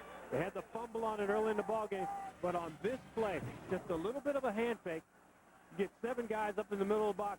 Once he gets there, you get 3 guys closing out. 2 guys go to the pitch man. That's an error. That's an error. That's E7. I would scoring for baseball. I would do a shell game with that guy. Thrown way behind Roger Ross. That it looked was like Kinsey rushed backwards pass. They're going to mark that backwards. That looked like a forward pass. Yeah, but they marked it backwards. That was a forward pass. Let's go to the officials booth with the replay official working upstairs. Well, if they had it, then they'd call this a forward pass. That's a bad break for the Jayhawks. I don't know if the official was really in position to see that, but a very bad break for the Jayhawks. He threw it forward, though, didn't he, James? Yes, he did. He's here. That ball goes a yard forward. That's bad call. And you know what? It happens. Cost him 7 yards. You just go and you make the next play. They've been hurting themselves. Been on the treadmill running uphill.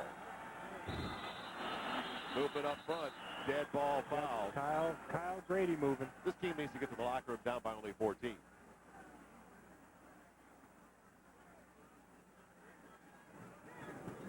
Prior to the snap, false start on the offense.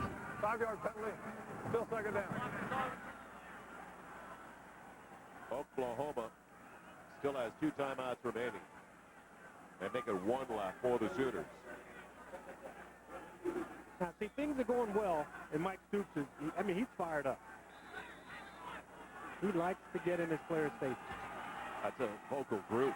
Venables and Stoops, the co-defensive coordinators on the sideline. We can hear him upstairs. Kinsey out of the gun. And his own men.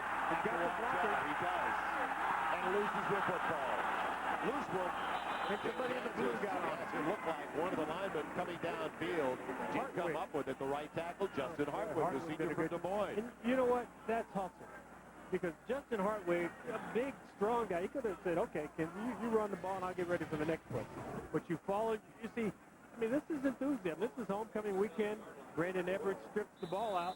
And here's Hartwig, number 75, coming in. He said, we did this drill during the summer where I recovered fumbles. Well, it's the fourth fumble of the game by Kansas, the first that they covered. And that's a huge play for Kansas. Otherwise, Oklahoma, with a timeout on the board, gets it back in a little more than a minute to play. Now, 3rd and 10. Kinsey calling the check at the line. Finds some time. And going for the bundle. And the receiver pulled down. What a break. Mills had Woolfolk coming up his back. Well, Mills is the big speed guy there. Woolfolk is with him step for step. This ball is thrown off balance, about 50 yards in the air. There's not much effort behind it. Just what the doctor ordered for the Jayhawks. Yeah, we'll see the tail end of the play. You say Woolfolk stumbling, but he had already bumped into Mills at that point, and good call by the side judge. Against the defense. 15-yard penalty from the previous spot. Automatic first down.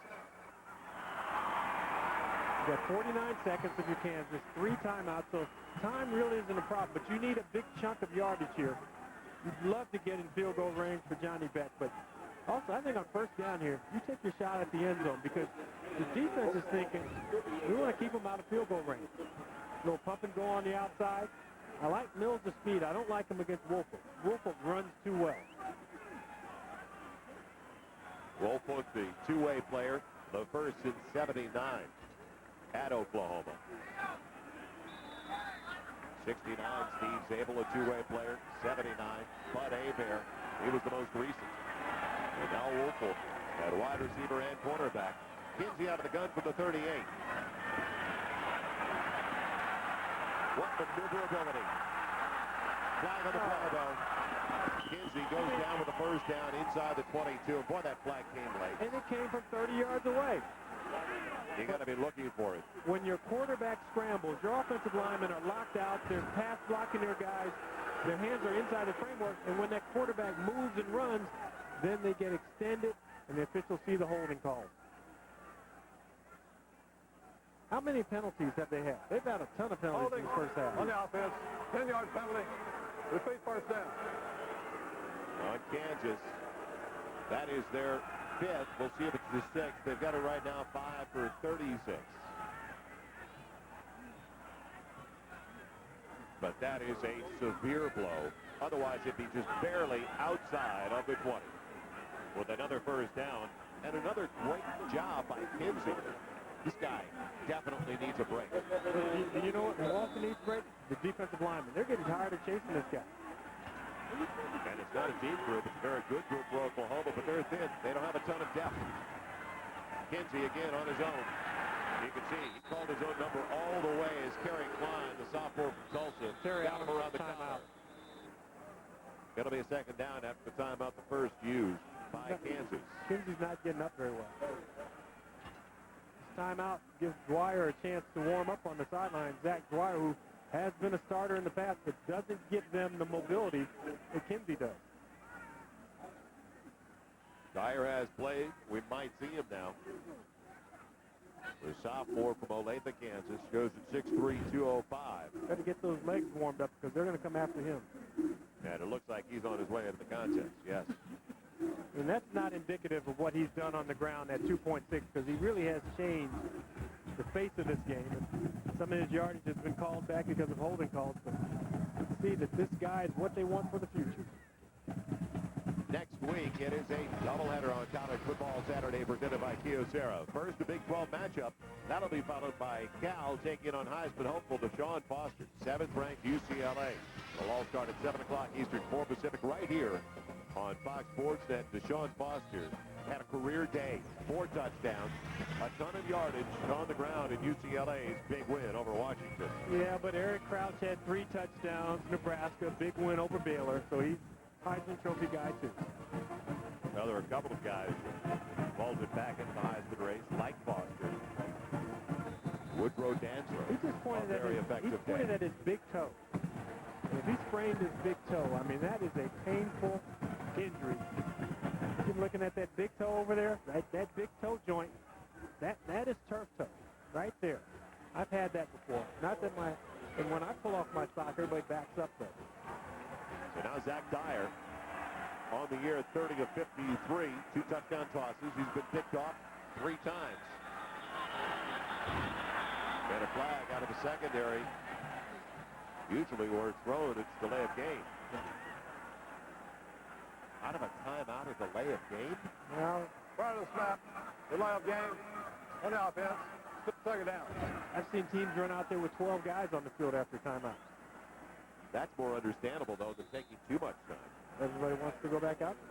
31 seconds to play. Dyer, a good size guy. He started against Texas Tech. Played a little bit last year, and now on the move. Throwing it away.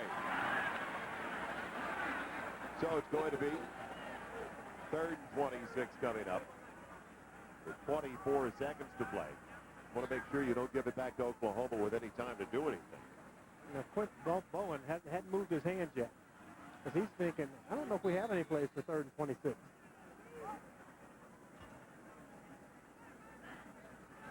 Penalties have killed them. They thought they had a first down outside of the 20. On this drive alone, Kansas has had 4 penalties, 30 yards in mark-off. What a difference that has made. Dyer on the quarterback draw. No speed like Kinsey, though. And Heineke getting to him. Check that. Making the play. We talked about him earlier. Barry Holloman, the senior from Oklahoma City. And it doesn't look good for Jayhawk fans, does it? Well, they're just trying to get his shoe on so he can walk off, because what you can't do when you hurt that big toe is you just can't put any pressure on it. Clock expires. End of the first half. And all the momentum belonging to Oklahoma in the entire second quarter. Turnovers killed Kansas. Their defense was on the field most of the first half. And Kevin, and Artie coming up next with the Nissan Halftime Report. From Lawrence, Oklahoma, the number 3 team in the nation by 14. Halftime continues on College Football Saturday presented by Kia Sarah. Oklahoma with a couple of second quarter touchdowns, leading by 14. Joel Myers along with James Lofton and Eric Clemens. Welcome back to Lawrence once again. No offense whatsoever for the most part. First 4 series we saw Nate Hibble. Then the last 5 series, Jason White, the sophomore quarterback from Tuttle, Oklahoma. Ground game non-existent, 50 to 59, in fact, in the first half on the ground, coming from the quarterbacks for Oklahoma. Yeah, but Joel, the interesting thing, when we started this ball game, we said Nate Hibble's the guy, but they have a confident backup quarterback in Jason White. And he really has come through for them. If you want to win big games, you're going to win all season long, you need a guy who can come off the bench. He's done exactly that. When he first came into the ballgame, it seemed like he had to warm up and get his feet going. And then he got his arm going. But the one thing they've been able to operate on a short field because they've taken advantage of 3 turnovers against Kansas and really turned those into their points. And White was the catalyst, let's face it. Only 134 yards of total offense for Oklahoma over the first 30 minutes of play, and 88 of the 134 produced by White. He scrambled well as Tim Duncan gets ready to kick it away. And we are just about set for the start of the second half. Mills back deep and right over the head of the Jayhawks, Byron Gassaway. So Duncan pumped up. Kicked well in the first half after some struggles against Texas. You think we were playing? You think we were playing in Colorado the way he hit that last one? And Duncan, when you look at what he did directionally, going to the left side, well, he didn't go there, so he couldn't get any yards. But up the middle, 6 carries, 30 yards, and to the right side, where they shut him down going in that direction. 2 carries, only 4 yards. And you're going to have to distribute yourself a little bit better so you can test both sides. But this is a tough Oklahoma unit. I mean, we saw it last week against Oklahoma, against Texas, rather. Our FedEx ground stats for Reggie Duncan. Going to pop again. Duncan right at the 20-yard line. takes a hit. Everett, Williams, the great run support, as usual, from the safeties. Roy Williams, the phenomenal junior. Union City, California, first team All Big 12 last year. Reggie Duncan has paid for everything, every touch he has had. It'll be interesting to see what type of mobility that Mario Kinsey has in the second half here.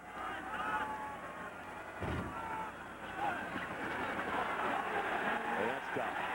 He lost his balance, tried to reverse his field, but Everett has showed us that kind of speed all game long. First half numbers. And not much offensively from either side, James. Yeah, but the thing that jumps out at you, this number here and also this number at the bottom. 3 turnovers, only 1 out of 8 on third downs, and Oklahoma not a lot better. 3 out of 10 converting on third down. So poor offense? No. I think it's been very good defense on both sides of the ball. And Oklahoma in particular coming off a great defensive effort against Texas. Kinsey in trouble. Good night. Back at the 8-yard line. Heineke again. Poor decision there. I mean, you're outside the tackle box there. Throw that ball out of bounds. Don't take the sack. There wasn't a lot good that was going to happen once he pulled that ball back down. So now, with the wide receiver going back, Curtis Fagan. Yeah, Kalmus doesn't look good coming off the field there. No, he looked like he didn't want to put much pressure on that left foot, left ankle.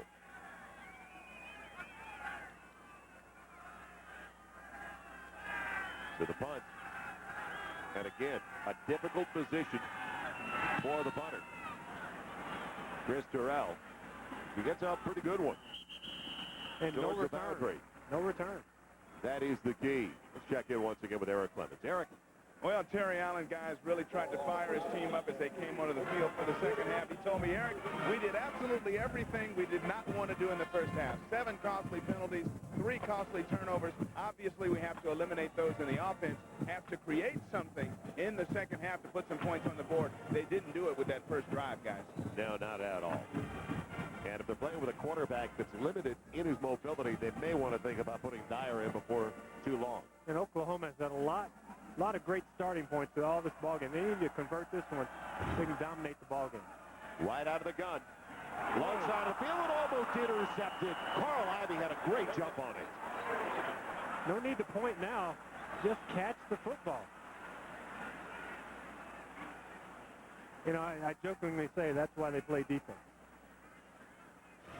Wide side of the field, long throw, James. Yeah, a very long throw. A nice break on the ball by Carl Ivey. Boy. You know, you have to be sure you're going to get that, because if you don't get it, Mark Clayton's going the other direction with it. Wyatt almost picked off after 2 touchdown tosses. And now in a double move. Almost picked off, and it is finally on the deflection. Davison's got it. Davison outside of his own 10 to the 13 after it was off the fingertips of the other defensive back.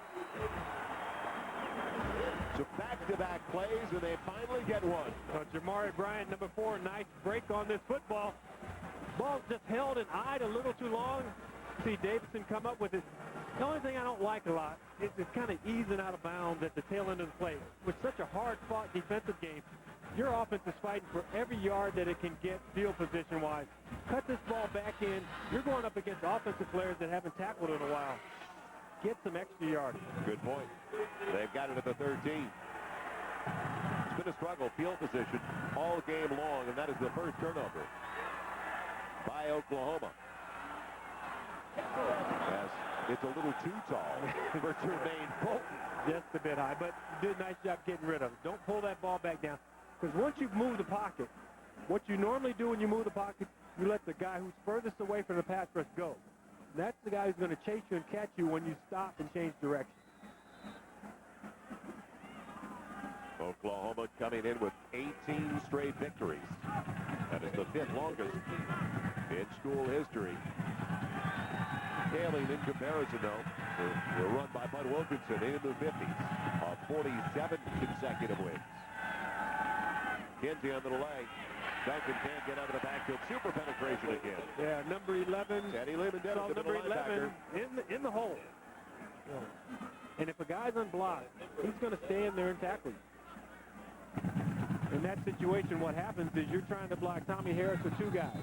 and you don't get the second blocker off on Teddy Lehman, the middle linebacker. You know, talking about the streak for Oklahoma to match 47 straight, like the Bud Wilkinson group, they'd have to win all the way through 2004, into the 2004 season. To give you an idea of what a monstrous run that was. Kinsey looking back and is in trouble and just throws it away. That could have been grounding, and it is. And now it's going to be a safety. Well, he's got number 87 over there in that area. Adrian Jones is big tight end. Now, the officials should be able to see how big that guy is, and he's throwing in that direction. The pressure came from Corey Heineke. And are they going to put it away now? Yes. Waved it off. Good conference by the officials. Disregard the flag. There was a receiver in the area. But again, 3 and out with a punt.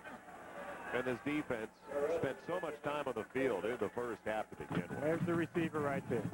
And he got bumped once that ball was in the air. Terrell to punt it away to Fagan. Try to keep it away from Fagan. Be a good idea for the Jayhawks. They're coming after him. Off the side of his foot. Kansas gets a break on the hop. Fagan will make sure that they don't get any more, though. Heads up play by Curtis Fagan. He got about 5 on it. And you could have popped it for even more. Weir knocked him out of bounds, but great field position again. That's been the story of the night for Oklahoma. Now can they take advantage of it? Up by 14. 14-point lead for the Sooners. Get it at their own 35 or make it KU's 35 at 1st and 10. It's brought to you by the American Red Cross. Please help the American Red Cross assist the victims of the terrorist attack and their families. You can help by calling 1-800-HELP-NOW or by visiting redcross.org. Bob Stoops and his staff told us on their off week they had a car wash. Raised $25,000 on their off week for the families of the victims of the terrorist attack on September 11th. Good group. Great effort. In the backfield, battling his way, Ronaldo Works. The sophomore from Tulsa. Ground game non-existent for the Sooners, as I mentioned. Only 9 yards from their running backs out of 59 of the first half. Atkinson made the stop. Can they finally get a ground game going after taking over at the 35? Well, you know, they build themselves as a finesse offense, and the ground game works if you can open things up and throw the ball down the field. Gain of 3 from the 32 on 2nd and 7. And not close to his target. It'll bring up 3rd long, looking for Savage. Let's head downstairs again. Eric Clemens. Well, I'm over here on the Oklahoma sideline, and we talk about their ground game a little bit. And little Quentin Griffin, one of the smallest guys on the field in terms of stature, is one of the big stars. Even people around these parts mention a comparison in stature and style to Barry Sanders. But Quentin Griffin has been pretty much missing from the game plan in this one. Not been out on the field a whole lot later on in the game. So we know he is not injured. There's nobody working on him on the sideline. I wonder what the situation is with OU's ground attack. Only 4 carries, 6 yards for Griffin, Eric. Only 1 catch for 2 yards. For a first down, they get it. Little cross underneath, taking it in. Antoine Savage brought down by Davison. If you're going to blitz, you have to get to the quarterback. The quarterback does a nice job of absorbing the blow. He knows he's going to get hit, but he also knows he has to wait long enough, has that ball, molds it in his hands, gets it out before ATN gets him. And a nice job by ATN. Maybe get those hands up, because you're coming free, but you've also punished them. You've already put maybe one quarterback out the game, or apparently guys just stand on the sideline. That looked real similar to the hit that Hibble took in the late part of the first quarter against Texas. Struggling inside the 15. Ronaldo Works. Atkinson again tripped him up. LG Atkinson with Now, television's most unique brand of football commentary returns tomorrow. NFL this morning on Fox Sports Net. Homer Esiason will take a look at the Giants-Rams matchup on the Cybers Trader. Plus, the gang debates which is worse, being a Redskins fan or being a Cowboys fan. Flip a coin on that one. That's low. NFL this morning. Pre-game show. It's not really a pre-game show. That's tomorrow, 10:30 a.m. Eastern, 7:30 Pacific, right here on Fox Sports Net.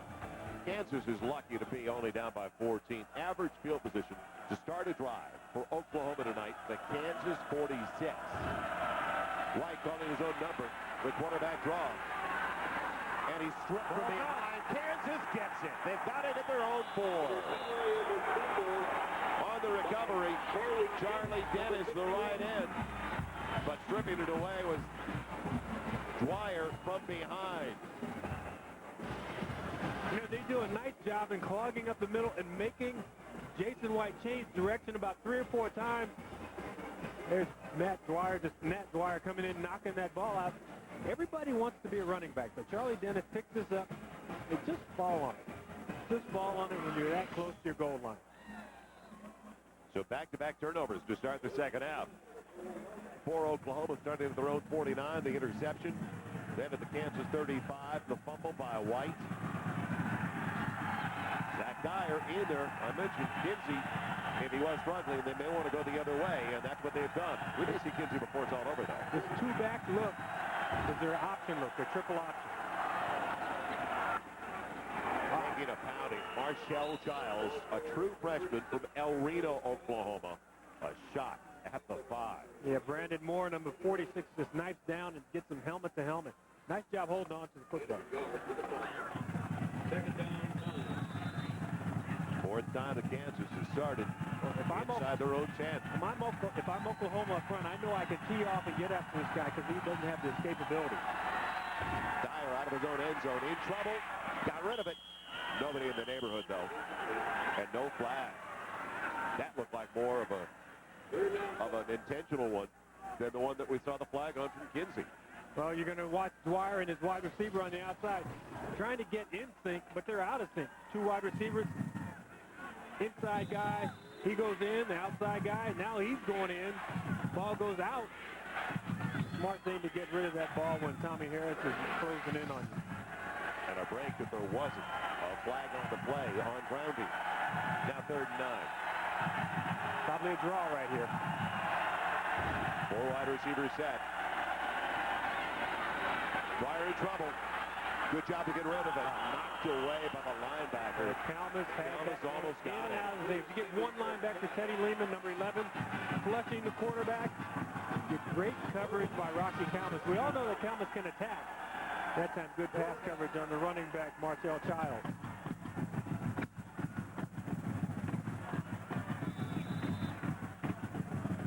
All 3 possessions for Kansas in the second half. 3 and out with a punt. So Fagan should get good field position once again on the Terrell punt.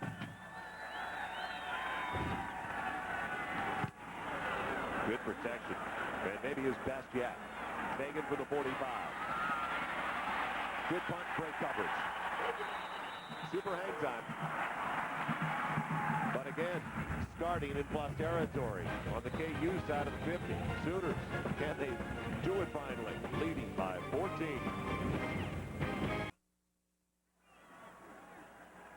14-point lead for the Sooners, and for the 6th time in this contest, they are going to start with the football. Kansas territory. Dyer's taken over for Kinsey at quarterback for Kansas. Kinsey with the turf toe. We saw that late in the first half. Tried to start the second half. Wasn't very effective, though. Still in pain. And White in trouble from behind.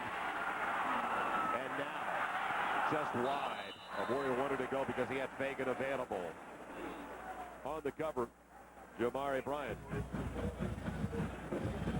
You know, when you're getting pressured, you can't see the whole field. You don't have time to sit back there and relax, but Josh Norman runs an out and go.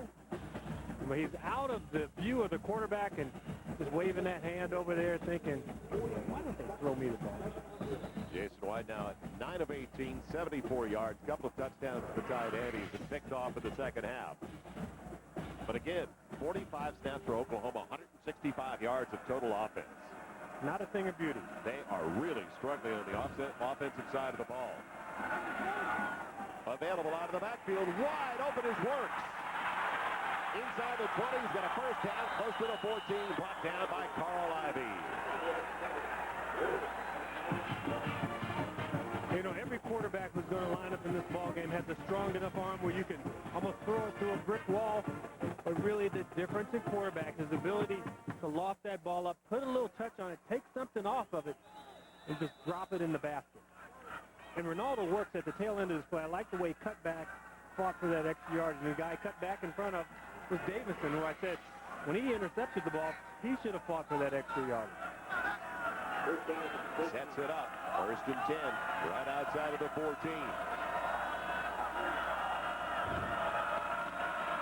Works. Banging it down to the 10-yard line. A little more than 4. So now Works is the guy they're going to. The backup for Quentin Griffin. Works, the sophomore. Griffin, a junior from Aldine, Texas. Dropped by Hayes and ATN. Good size, 6'1", 210. But it is a surprise. Griffin doing so well last year. And he caught 45 out of the backfield last year. He's such a multi-purpose weapon right after our matchup tonight. Arizona, Oregon State. We head out to Pac-10. That is up next on Fox Sports Net. After we leave Lawrence. Tight end, short yardage. Going to bring up third about 3-4 yards. Good hands by Trent Smith. ATN, the linebacker, on his back. 7.5 left in the third quarter. Remember last year in the Big 12 championship game, Trent Smith caught 8 passes. And you talk about a tough physical ball game. And when your wide receivers can't get free down the field, one guy you can always look for is your tight end, because he's going to catch that tough little pass in traffic. Help you move the chains. Only 4 of 11 tonight. You see their number on the year. Here's the matchup at the bottom, Trent Smith. Looking that way on the crossing pattern, little turn-in, touchdown, Oklahoma. The tight end with his third touchdown reception of the night, Trent Smith. That's the hat trick, and that was the best catch of all, because we're all thinking the fade route. Big, tall receiver makes that step outside, comes inside on the slant pattern. The ball's thrown behind him. He just puts those big mitts out. It's a nice job catching.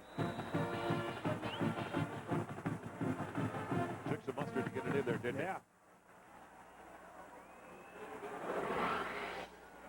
So all the touchdowns tonight going to the tight end. Duncan for the point after. And Oklahoma has opened things up. Inside of 7 to play in the third quarter. Sooners by 21.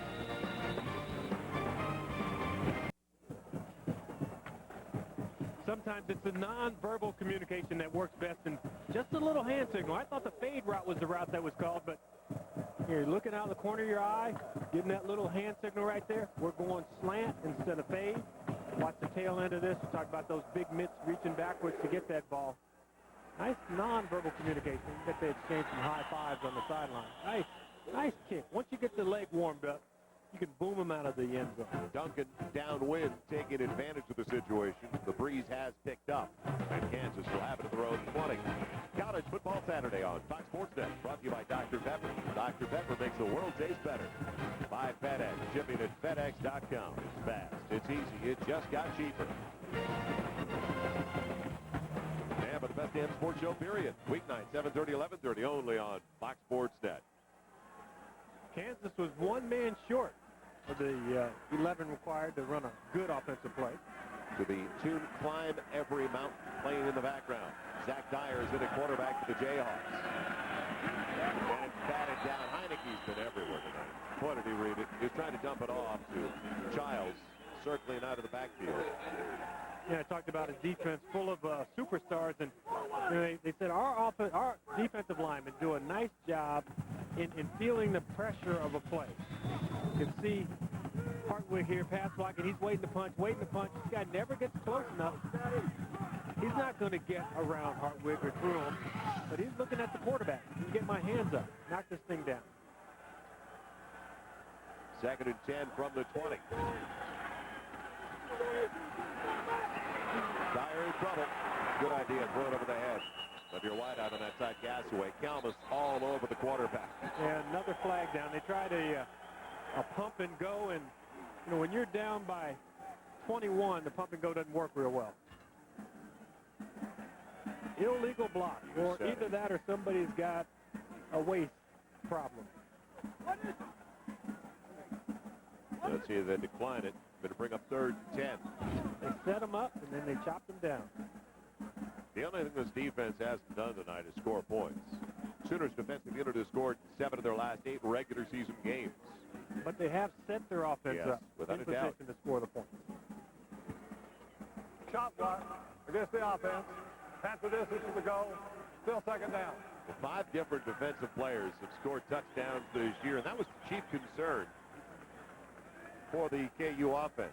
Don't let Oklahoma score on defense. That was one of their keys, their objectives going in. Mike Stoops, Brent Venables, the co-defensive coordinators. And those guys, they must lose some weight during the course of the game, the way they work the sideline.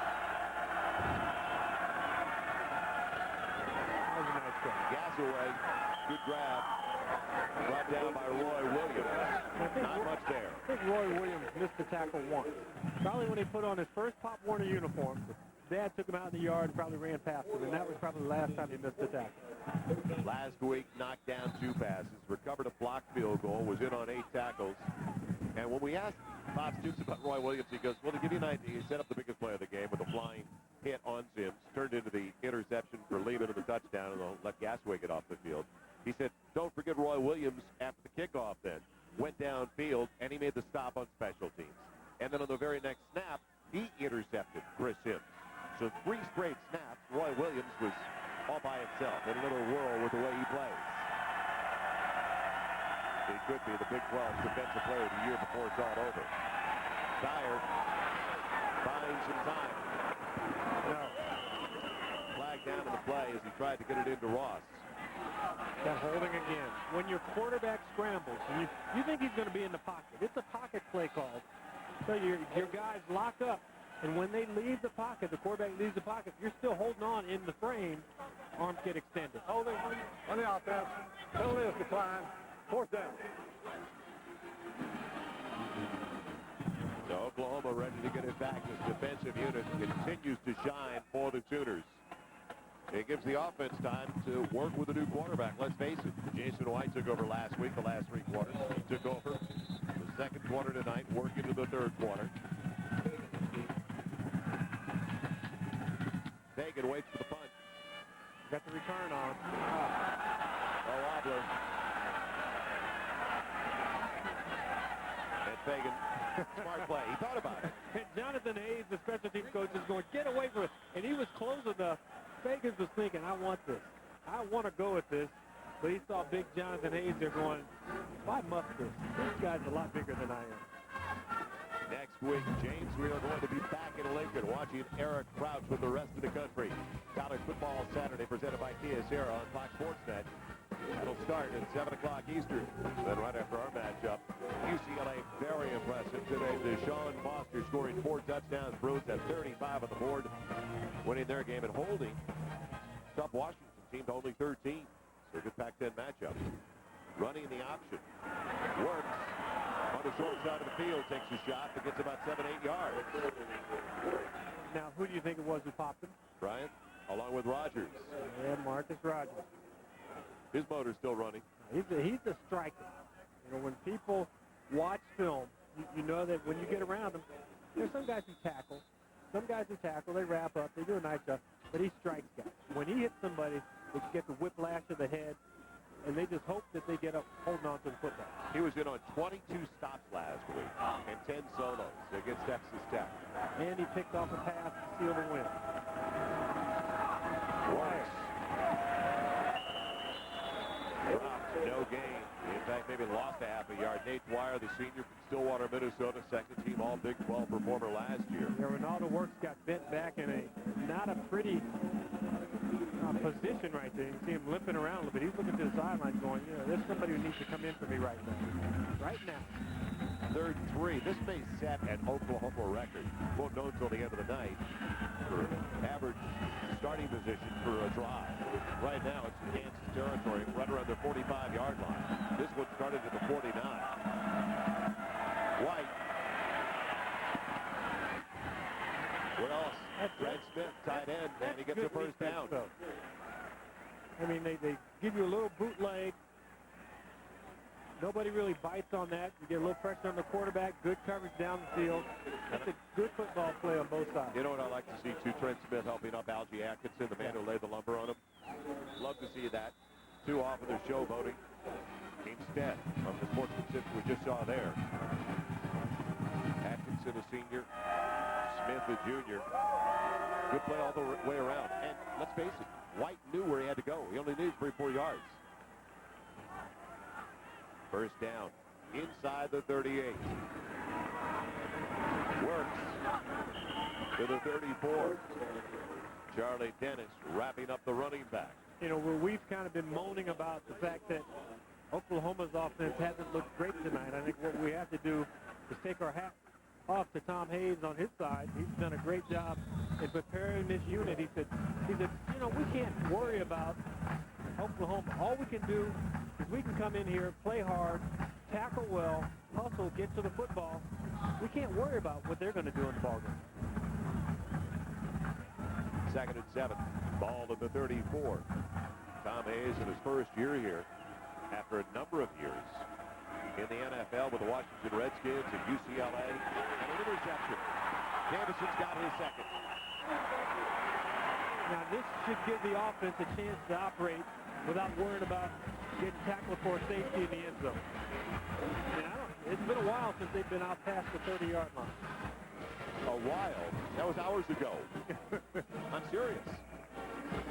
Once again, it's the result of pressure, guys sticking to their coverages, because when the quarterback scrambles, sometimes you lose containment. You lose where the guys are in your zone. But that time, a nice job by Dennis getting up, Davison getting up and intercepting that pass. The offense has a chance now. Best field position change over the last 9 for KU to start a drive, their own 21. And Super Mario back in. Kinsey is in a quarterback. Well, got him. Yeah, but he's still running. He was spinning off it. Spinning away for an extra 2-3 yards. Tough running. Almost 7 on the carry. And Childs is down. Childs has a narrow cervical column. And he got 2 conflicting reports before he started school. One said don't play. The other one said go ahead and play. And that was a big hit there. Teddy Lehman came in. That's helmet to helmet. And he kept running, but he's in pain on the sideline. It's second. Make it 4. 3.5 to play in the third. Dyer gets the wideout for the first time. Derek Mills, the sophomore from Carter High School in Dallas. He's right at the marker, and he may have it across the 41. He's got a good spot. He should have it. And that'll be their first down of the second half.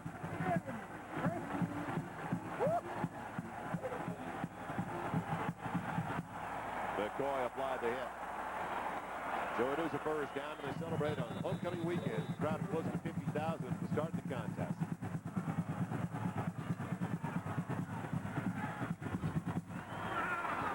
And it's batted down. Boy, they played that really well. They saw it all the way. Jimmy Wilkerson. And let's head downstairs. Eric Clements. Time now for the Subway game summary, guys. Trent Smith of Oklahoma, the big tight end, has been a big target all night. 7 receptions, 3 of them for touchdowns and a couple acrobatic catches. Jason White on in relief. Do we have a quarterback controversy here at Oklahoma? We'll find out, I guess, a little bit later. 3 turnovers on each side, but KU's much more costly, especially in the first half when they were moving the football. Guys? Well, Eric, I don't think we have a quarterback controversy as there's Nate Hibble, because Bob Stoops so emphatic in the way he runs his program. His decision, there's no controversy. Childs is going to be heading back to the locker room, I believe. No, they're going to sit him on the bench first. Kinsey, wide, and Wabuzzi. Remember Corey Heineke right in his face. They're checking his neck back there. During the summer, he went out and finally went out to Los Angeles on August 21st, and he has cervical stenosis. They looked at him and they said, you know, you have a mildly increased risk of paralysis. His mom was worried about him. They kind of assured him that, you know, it would take a traumatic blow, you know, that if he got it, you know, it would happen anyway. But he feels okay about it. 2nd and 10 for Kinsey. And slowed down initially by Hollyman. Barry Hollyman got him first, slowed him down, Lehman cleaned up, and they continue to look at Childs. You know, we talk about the Kansas defense. It's been tough for them because of the field position situation. Let's not forget about Oklahoma. 53 snaps for Kansas tonight. Only 117 yards of offense, so barely over 2 per snap. You take your hat off to these guys. They hustle. And there have been some openings, and they just closed up so quickly against Oklahoma's defense. Fagan waits for punt.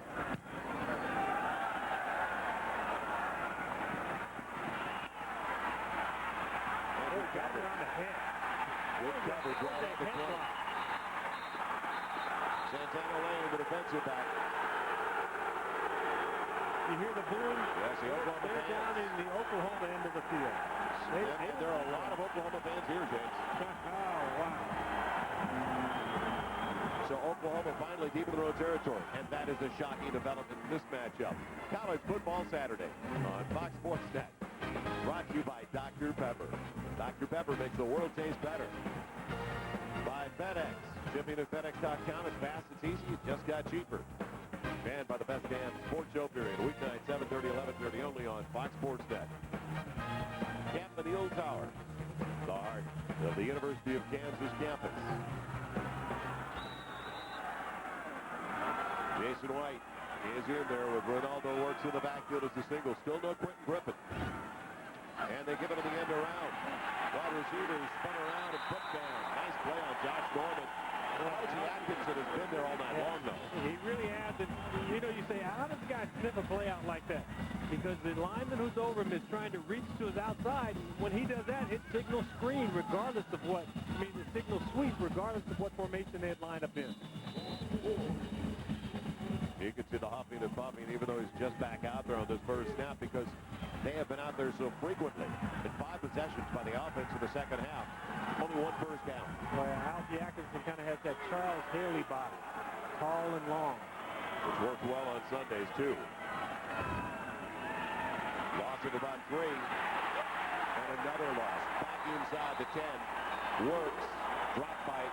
He's in his neighborhood, I guess. He is having a fantastic game. You know, the scoreboard may show 24-3, and a lot of guys will take plays off and not play as hard. Here's a guy who doesn't look at the scoreboard, just looks at what's in front of him, and he says, hey, you're going to come around trying to trick me. It's not going to work. I've been watching these plays for the last 3 weeks.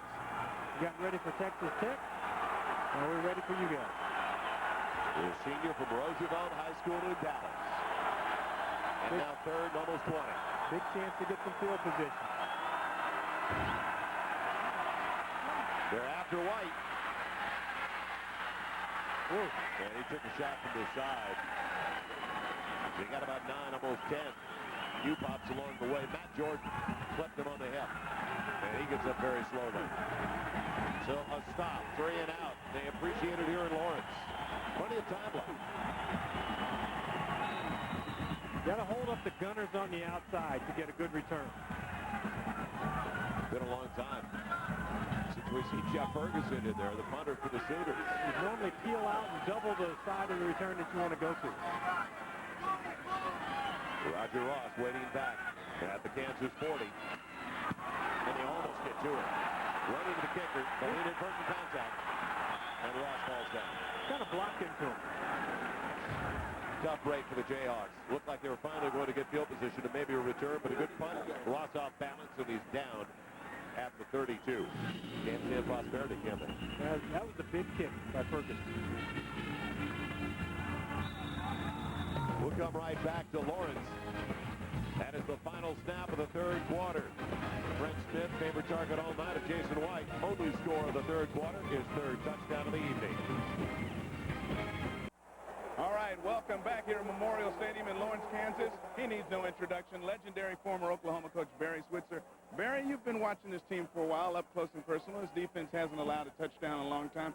You've had some defenses in your day. How do you compare them to some of the defenses that you coach? Well, our defenses didn't have to play the spread formation, and they haven't had to play the option either, but it's a different game today. We had great athletes. We would adjust it just like this bunch here adjusts.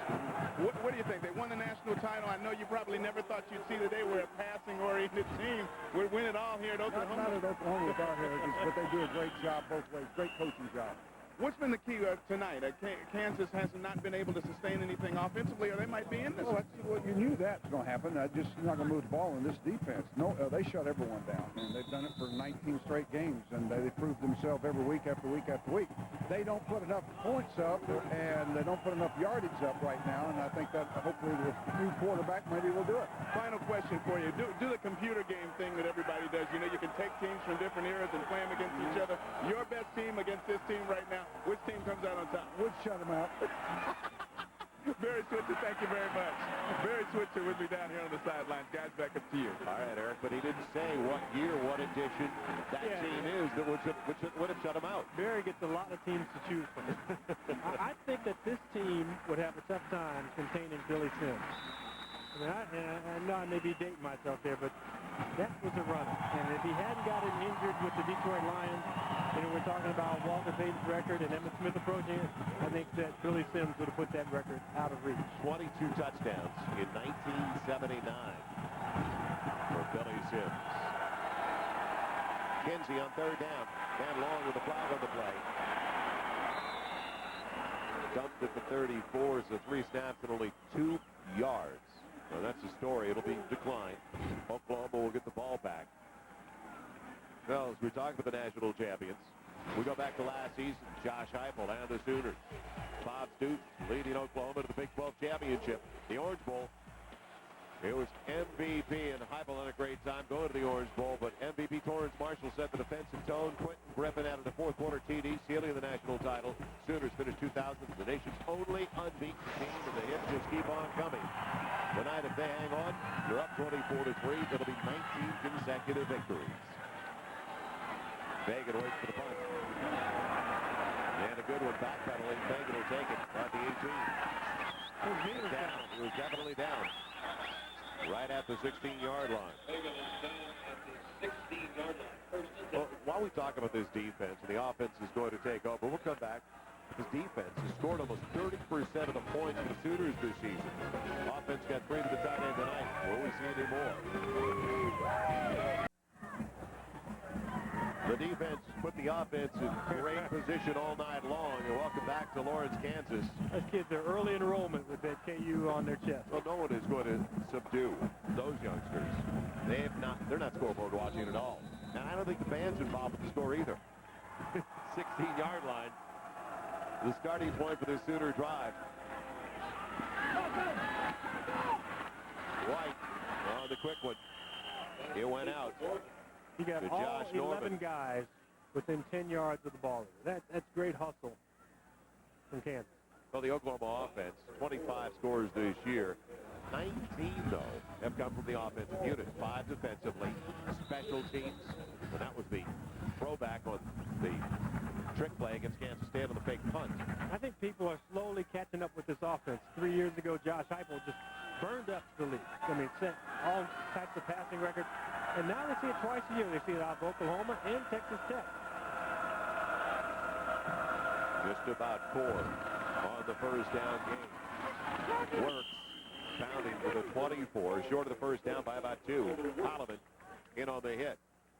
Well, as you talk about that offense slowing down, and their wins over Kansas State and Texas, only 265 yards on average in those 2.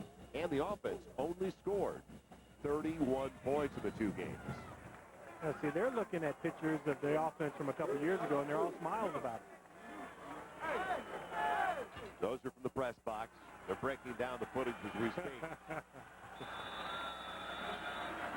And Oklahoma calls timeout 2.5 minutes into the 4th quarter. We needed it as well, didn't we? 21-point lead for the Sooners as we continue from Lawrence. 3rd and 2 out of the timeout. Tight end Trent Smith has it for the first down. He's had some big catches besides the 3 touchdowns brought down by Charlie Dennis. Well, 2 guys lined up over him. Algie Edwards was going to bump him, and then you had Andrew Davidson behind him, and they both went left. I mean, he has the guy backing him up. There's his backup. They're both pointing. You take him. No, you take him. He's got 3 touchdowns. I don't want to try and cover him. After the game last week, they asked Trent Smith about the offense. He said, last year our identity was Josh Heupel. Well, this season our identity is yet to be determined. going through some growing pains, and especially on the offensive line. We'll get to that in just a moment. Wyatt on his low snap, made the most of it, up to the 40-yard line, and it was a low snap, brought down by Algie Atkinson. But we talked about it, a true freshman starting at center.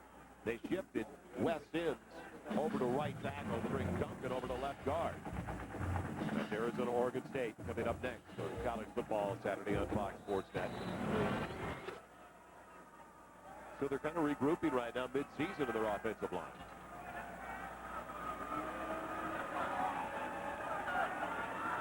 Skinner has been the constant over to right guard. And Romero, the left tackle, second team all Big 12. Second and about 4, wide again, and he'll get the first down. And very alertly goes down. Got what he needed. Atkinson again sliding close to him. And you know, the funny difference between the two ball clubs. The quarterback for Kansas scrambles, runs for a few yards, you get offensive holding. And this team, when you're a finesse team, you know at some point you're going to have to release that defensive lineman once you lock up on him. The quarterback is moving, you know it's a design run to the quarterback. You actually let go once that quarterback gets past. You don't continue to hold people. Nate Hibble could not produce points the first 4 possessions. In fact, fumbled away a snap on 4th and about a foot, and that was the last snap he would take of the night. Nice play fake by White, and gets a little pick from Trent Smith. There he goes. Brought down from behind, close to the 20-yard line. Smith took 2 out, didn't he? Yeah, Trent Smith is blocking Algie Edwards. The middle linebacker comes over. He's scraping, trying to get to the play. But when you run that quarterback draw, you fake to the back going in one way, and that back then blocks the linebacker on the opposite side. You just don't have enough people up here to account for it. And there's the running lane, and there's the pickoff right there. Got some pretty good wheels for a quarterback. He is now accounted for 226 yards. Jason White, 10 carries, 94 yards. 16 of 26, 132 yards. Thrown for 3 scores, but picked off twice. Oklahoma right at their average over the last couple of weeks, a little bit more. And there is a reverse for Curtis Fagan. White trying to block for him. Not much blocking, though. He's out of bounds inside the 10. Little Matador, Etienne, in on the hit. Romero on that side as well, the left tackle. I mean, check this out. Get the quarterback out in front. He's thinking, you know, I'm a pretty good athlete. I'm going to get somebody. How many people does he run through here? Whoop.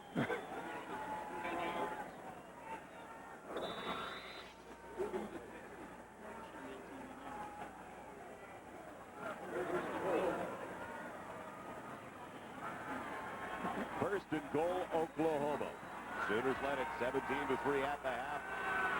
Trying to close the door on the Jayhawks. Works. Shifting on the carry. Brought down by Nate Dwyer. It's been all Oklahoma since the end of the first quarter when it was tied at 3. Kansas has not been a factor. They have generated no offense whatsoever. Credit to this Kansas defensive unit that Oklahoma only has 24 on the board. Well, look at what Oklahoma's done the last 2 weeks.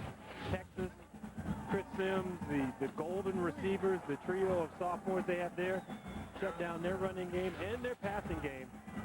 And then bring it on the road up here on a week where everybody thought they may be a little down. Well, they weren't down defensively. Second and goal. Smith again. Touchdown, Oklahoma. His 4th touchdown reception of the night.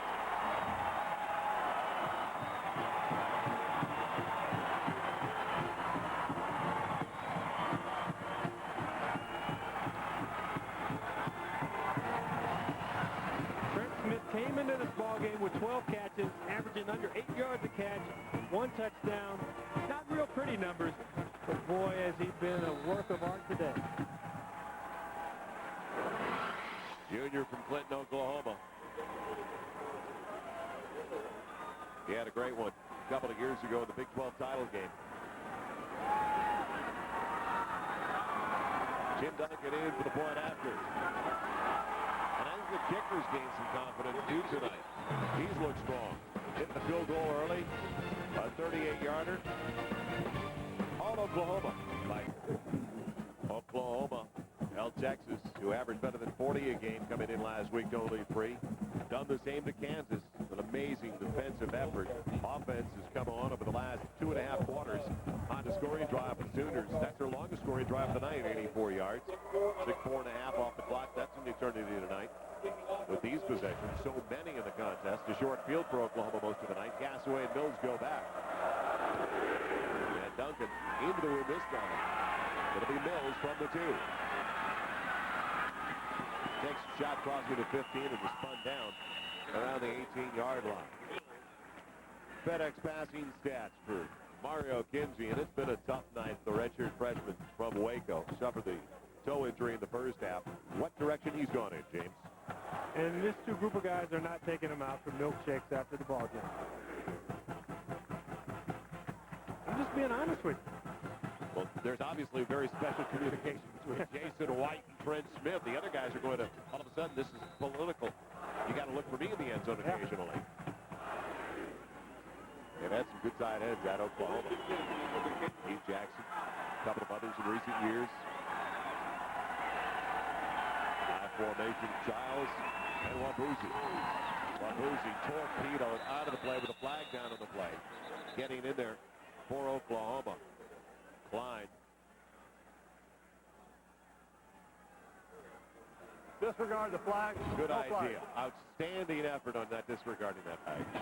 Well, it's the new show everybody's been talking about, the best damn sports show, period. Features a comedian who's a diehard sports fan, a bunch of ex-jocks who really know the game, with sports comedy commentary, constantly updated scores and highlights. What more could you want from the show? Introducing the best damn sports show, period, weeknight, 7:30, 11:30, only on Fox Sports Net. Check your local listings. So they torpedo the play. No penalty.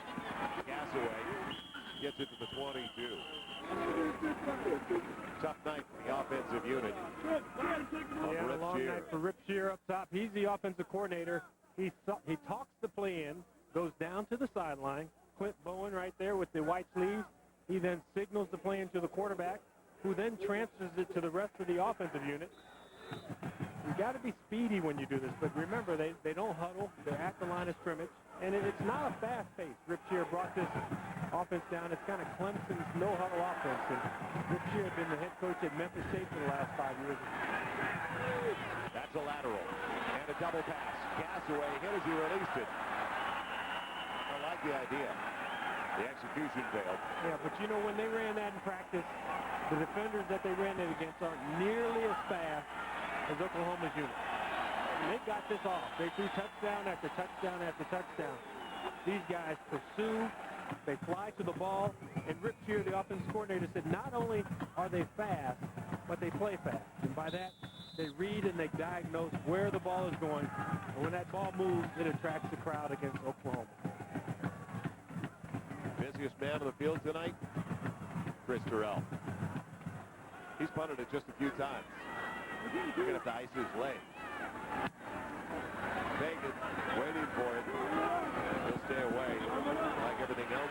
And Oklahoma bounce close to the midfield stripe. We're looking down the road for Oklahoma. They'll now win their 19th consecutive for Bob Stoops, who will now also be 26-5 as the head coach of the Sooners. Baylor's up next at home. And the game everybody's been talking about and waiting for, October 27th at Nebraska, a traditional rivalry. They get past Nebraska, like the chances to run it out, don't you? Don't tell Texas A&M that. Well, it's at Oklahoma. I know. A&M lost a tough one at Colorado today. Colorado, Texas, a great one next week in Austin. Works. Doing a great job. Maintaining his balance. Boy, coaches love that at late stages of the game. ATN knocked them out. Now, the two that are ahead of the Sooners in the polls, Florida and Miami, their schedule's fairly favorable as well, James. Yeah, but this ball game for Florida at South Carolina, that is a big ball game. Miami, really, when you look at their schedule, it really revolves around December 1st and how well they play against Virginia Tech. Well, Oklahoma, if they can get past Nebraska, it'll be interesting. Well, its strength of schedule will help out Oklahoma playing Nebraska at number 4. Works again. Nice footwork out of the backfield, inside the 30, down to the 27. The sophomore from Tulsa has taken over. But for all this talk about scheduling, I mean, those guys at Lincoln, they're thinking national championship also. And we just saw them last week. We'll see them next week, 7 o'clock Eastern on Fox Sports Net to match up with Texas Tech. I was really impressed with the speed of their defensive unit. They get to the football. And I really believe offensively, they've been able to do some things with Eric Crouch this year. And they also have a big receiver in Wilson Thomas.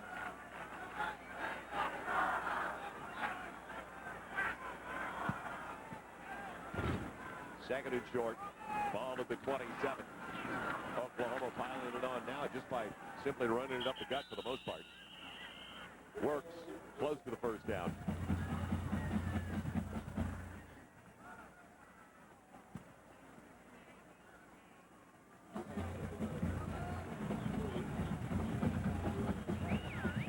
Won't need a measurement to move the chains for the Sooners.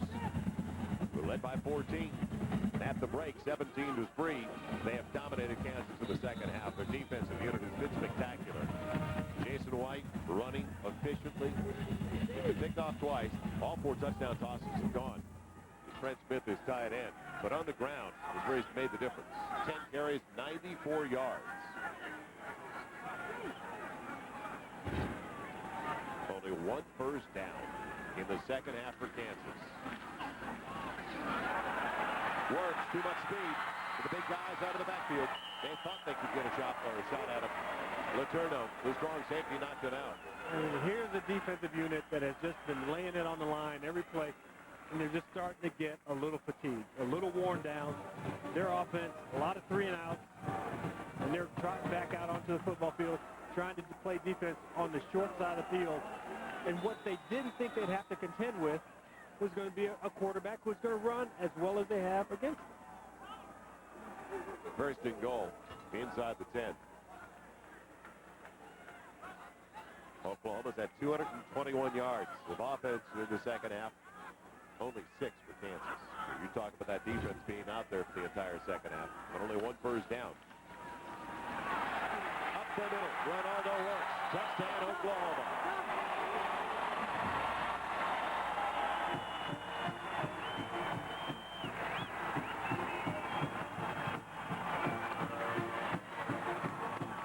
So Works is rewarded. 13 carries, 72 yards. Boy, he was untouched almost. Yeah, you move Howard Duncan over there, you get Vince Carter moving. This guy's getting in position and Works with the fresh legs going up against the defense that has just gotten a little weary as the evening has worn on. With his offensive coordinator, Mark Mangino. Remember, this is a young squad for Oklahoma. 23 of their 44 of the 2 deep, freshmen or sophomores. They look strong for a long time.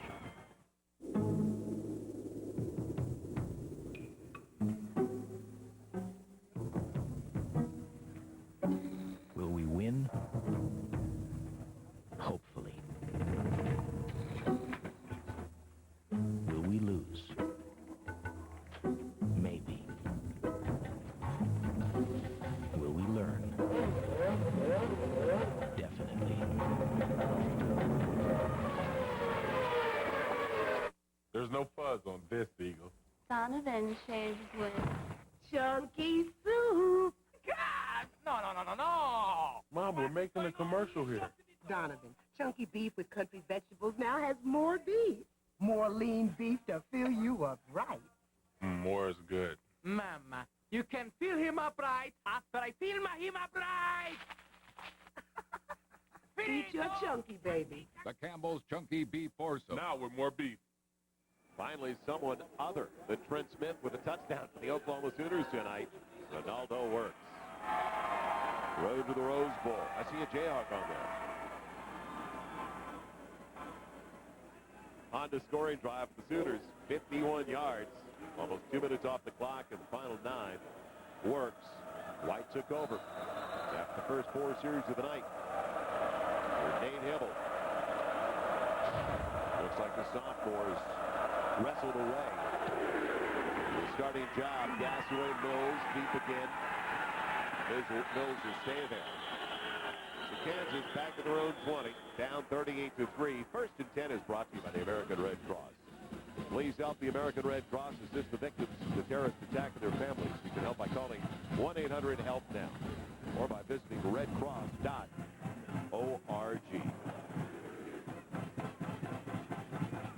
So the Jayhawk offense non-existent in the second half. They're only averaging 2.1 first half. Oklahoma's had it twice as much time of possession-wise in the second half as well.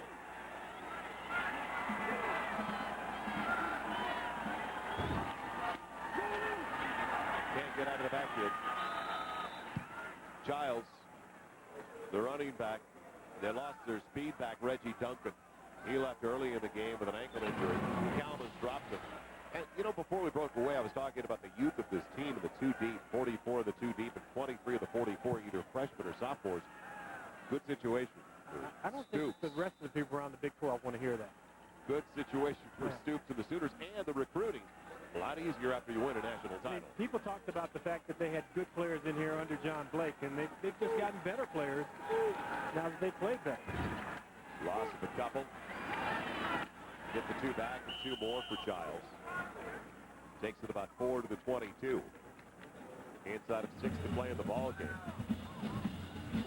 We remind you the executive producer of Fox Sports Net is Bill Borson. Coordinating producers, College Football Saturday are Roy Hamilton and Gary Garcia. Tonight's game produced by Mike Elling, directed by Ken Fouts. College Football Saturday studio show produced by Loy Maxson, directed by Chip Terrell. And the head of field operations, Andrea Berry. It's been a tough night for that young man, Mario Kinsey. Turf toe injury early, but he came back. Dyer had a couple of series in there. Kinsey, wide receiver Ross, wide open. Going to go the distance. Did he get in? Yes. First touchdown of the night for Kansas. 77 yards. They've been waiting on that one a long time.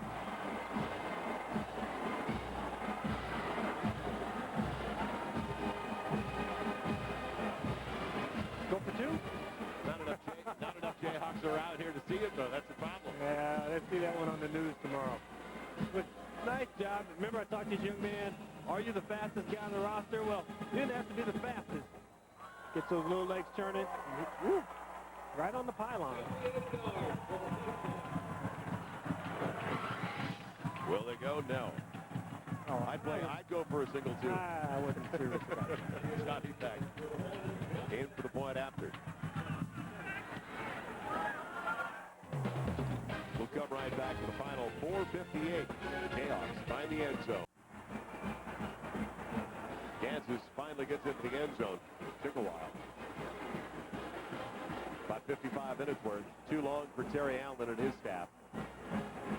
Came into the ball game 2-2. There are only 2 losses this year. No shame there to UCLA and Colorado. 2 highly ranked opponents. Then 1 on the road. That's been the problem. The program, though, over the last few years, they have not been able to win on the road. Only the 3rd win in 23 tries under Terry Allen in his 5th year. Brought back by Fagan on the short kickoff. Go rub it in. He's got it to the 40-yard line. College Football Saturday on Fox Sports Net, brought to you by Dr. Pepper. Dr. Pepper makes the world taste better. By Kia Sarah, one company, countless solutions. And powered by Honda. Fog Allen, as in Fog Allen Fieldhouse. Ooh. That's in Old Chicago Stadium. They blew that after each goal. Didn't they do that with the fog rolling in? Well, you're not in the city by the bay. Statue of Fog Allen in front of the Fieldhouse. White in there at quarterback, dumping it off. Oh boy, the tight end Smith is playing like it's the start of the game still. They've got a first down on the 11-yard reception. What a night for Trent Smith. 4 touchdown catches. That grab was his 10th of the evening.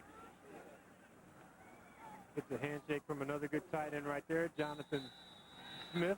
former Kansas City Chief and special teams coach. Arizona and Oregon State coming up in Beaver Country. Pac-10 matchup.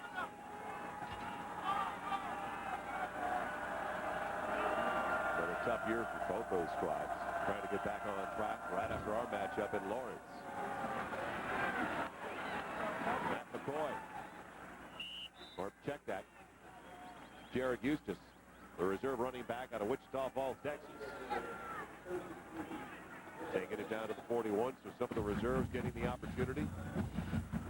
Well, this young man came in with 12 catches on the year. He's got 10 tonight. 10's the season for some tight ends. But he did have 10 to 12 over the last 3, so it has started to pick up in that direction. Eustace stays in the backfield. Second and a couple. Tough exchange. And White will hold it. He's got the 30. Eustace carried it out well and almost ran into White. All it is the old option. You stick it in the belly, you're reading. See if they collapse, if that linebacker from the weak side flows. Dave Hibble has been pacing the sideline, James, ever since the start of the second quarter. It's got to be pretty frustrating for the young man who transferred from Georgia. But you know the difference between NFL quarterbacks and college quarterbacks? Baseball caps. In the pros, the guy can't get on the field soon enough to get his baseball cap on. Here, you know, you're back to quarterback, you wear your helmet on the sideline. Eustace stays in there.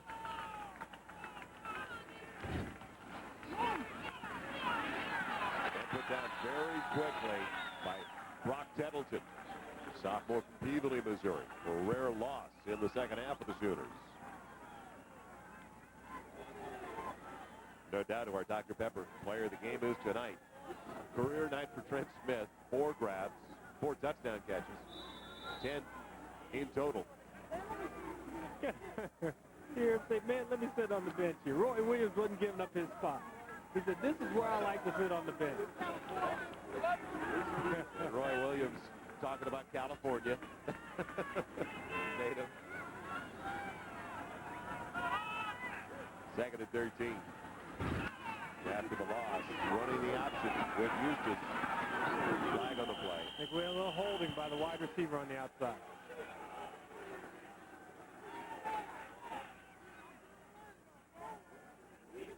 I don't think there's any doubt, though, as Brendan Weir made the hit, that we've seen a change in the direction of this Oklahoma program. Ruler using a quarterback the rest of the way. The scores for Trent Smith.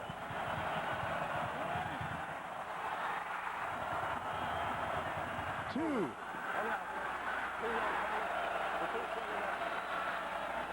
3. 4. I only have 4 fingers on each hand. I'd have to go to his thumb if he gets another one. And officially give him 11 catches. So Jason White with 18 completions. And 11 went to Smith. That's a new Oklahoma record for a tight end. Gordon Brown held the previous record. He caught 10 back in 1965. White doing his best, Eric Crouch. It's tough to find a quarterback, though, who runs as well as Eric Crouch. I mean, Eric Crouch is in a different category altogether. That's also a game record for receptions by a player, 11.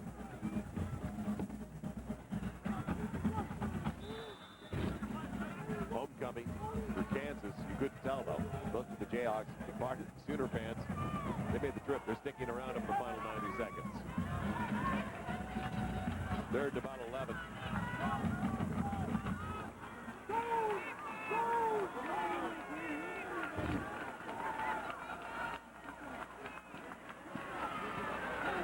And batted down.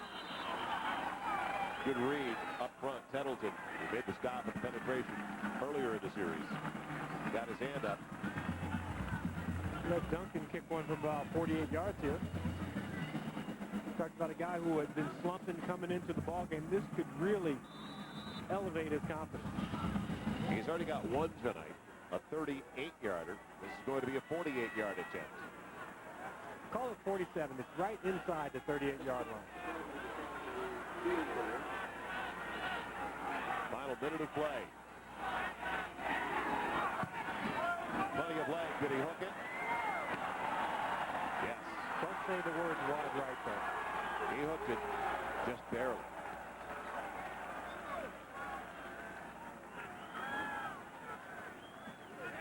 The holder, the quarterback, Jason White. Good snap. Watch him turn the laces away. Turn. And swing through. He's leaning. Get that lean left.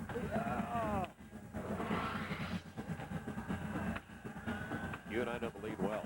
Yeah. It's on the tee box, not on the football field. Then our balls are going into somebody's pool in their backyard. Or the woods, and we're not going to find them. Kansas has it at their own 31 for the final minute. Kinsey's still in their quarterback. Oh. There's no question the young man has a got gun. some arm strength. There's definitely, we saw it early in the game when he threw 60, 65 yards very effortlessly. Derek Mills, the intended target. I think we might have a holding call. Another flag is down, and it'd be fitting. Final snap of the game. But what that tells you, Should have it tells you that the defensive line from Oklahoma is charging off the ball. Holding on the offense, 10-yard penalty, repeat first down. Now, you've got to remember, there have been about 4 or 5 easy that have been declined by Oklahoma. Now, if they're going deep every play, would you take this penalty? Or would you decline it and give one less down? I want to get to the locker room as soon as possible. I'm letting you be the head coach. 8 penalties, 61 yards, and if I'm Bob Stoops, I just want to get my guys in the locker room without any injuries. Mario's like he's shaking his head going, no, I don't know that. You hear him say, run it? 8-8-8 was the call. He's running it. And Kinsey. If he gets a block from his wide receiver on the bottom, we take that one to the house. He's shy of the first down. Next week, a couple of Heisman hopefuls. Fox Sports Net College Football Saturday presented by Kia Sarah.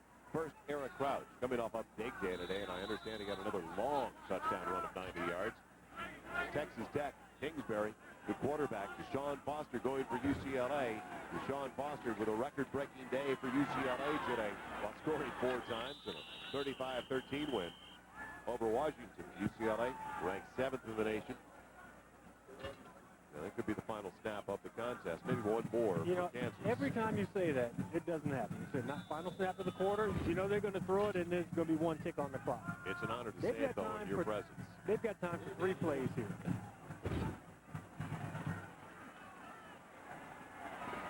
Well, not if he caught it. It's 4th down now. And you see Kalma still out there. So many of the first-teamers on the defensive side out there for the Oklahoma Sooners. They play like Nebraska. First-teamers on special teams. They don't take them off the field. Very businesslike throughout the course of the contest. I just saw Clint Bowen kind of give like a big swing. Go for the home run ball here. They need a few home run balls. That's what we're going to see. Oh, my, that's further than the ball that guy throws on that commercial. Well, that'll pad the stats. Matt McCoy with the interception on the final play. And we've seen Mario Kinsey display the arm strength all night long, and that was just an exclamation point, but he can't throw it a long way. All Oklahoma, the defense again. Good job, Jay. I made it. You guys do a great job. You make us work. Everyone works. Defense stood out. That's what Bob Stoops is talking about right what now. Bob Stoops saying. He said, you guys made us work. And they really did. They made them work offensively for every point they got. They had the short field. I thought Kansas played great intensity. This is a good team. Good team. team. They found a new quarterback, maybe. Well, next week, Texas Tech, Nebraska, Cal, UCLA. Check your local list of games, times in your area. Coming up next, more college football, Arizona, Oregon State. For James Loft and Eric Clemens, I'm Joel Myers. Thanks for being with us. College Football Saturday has been a presentation of Fox Sports Net.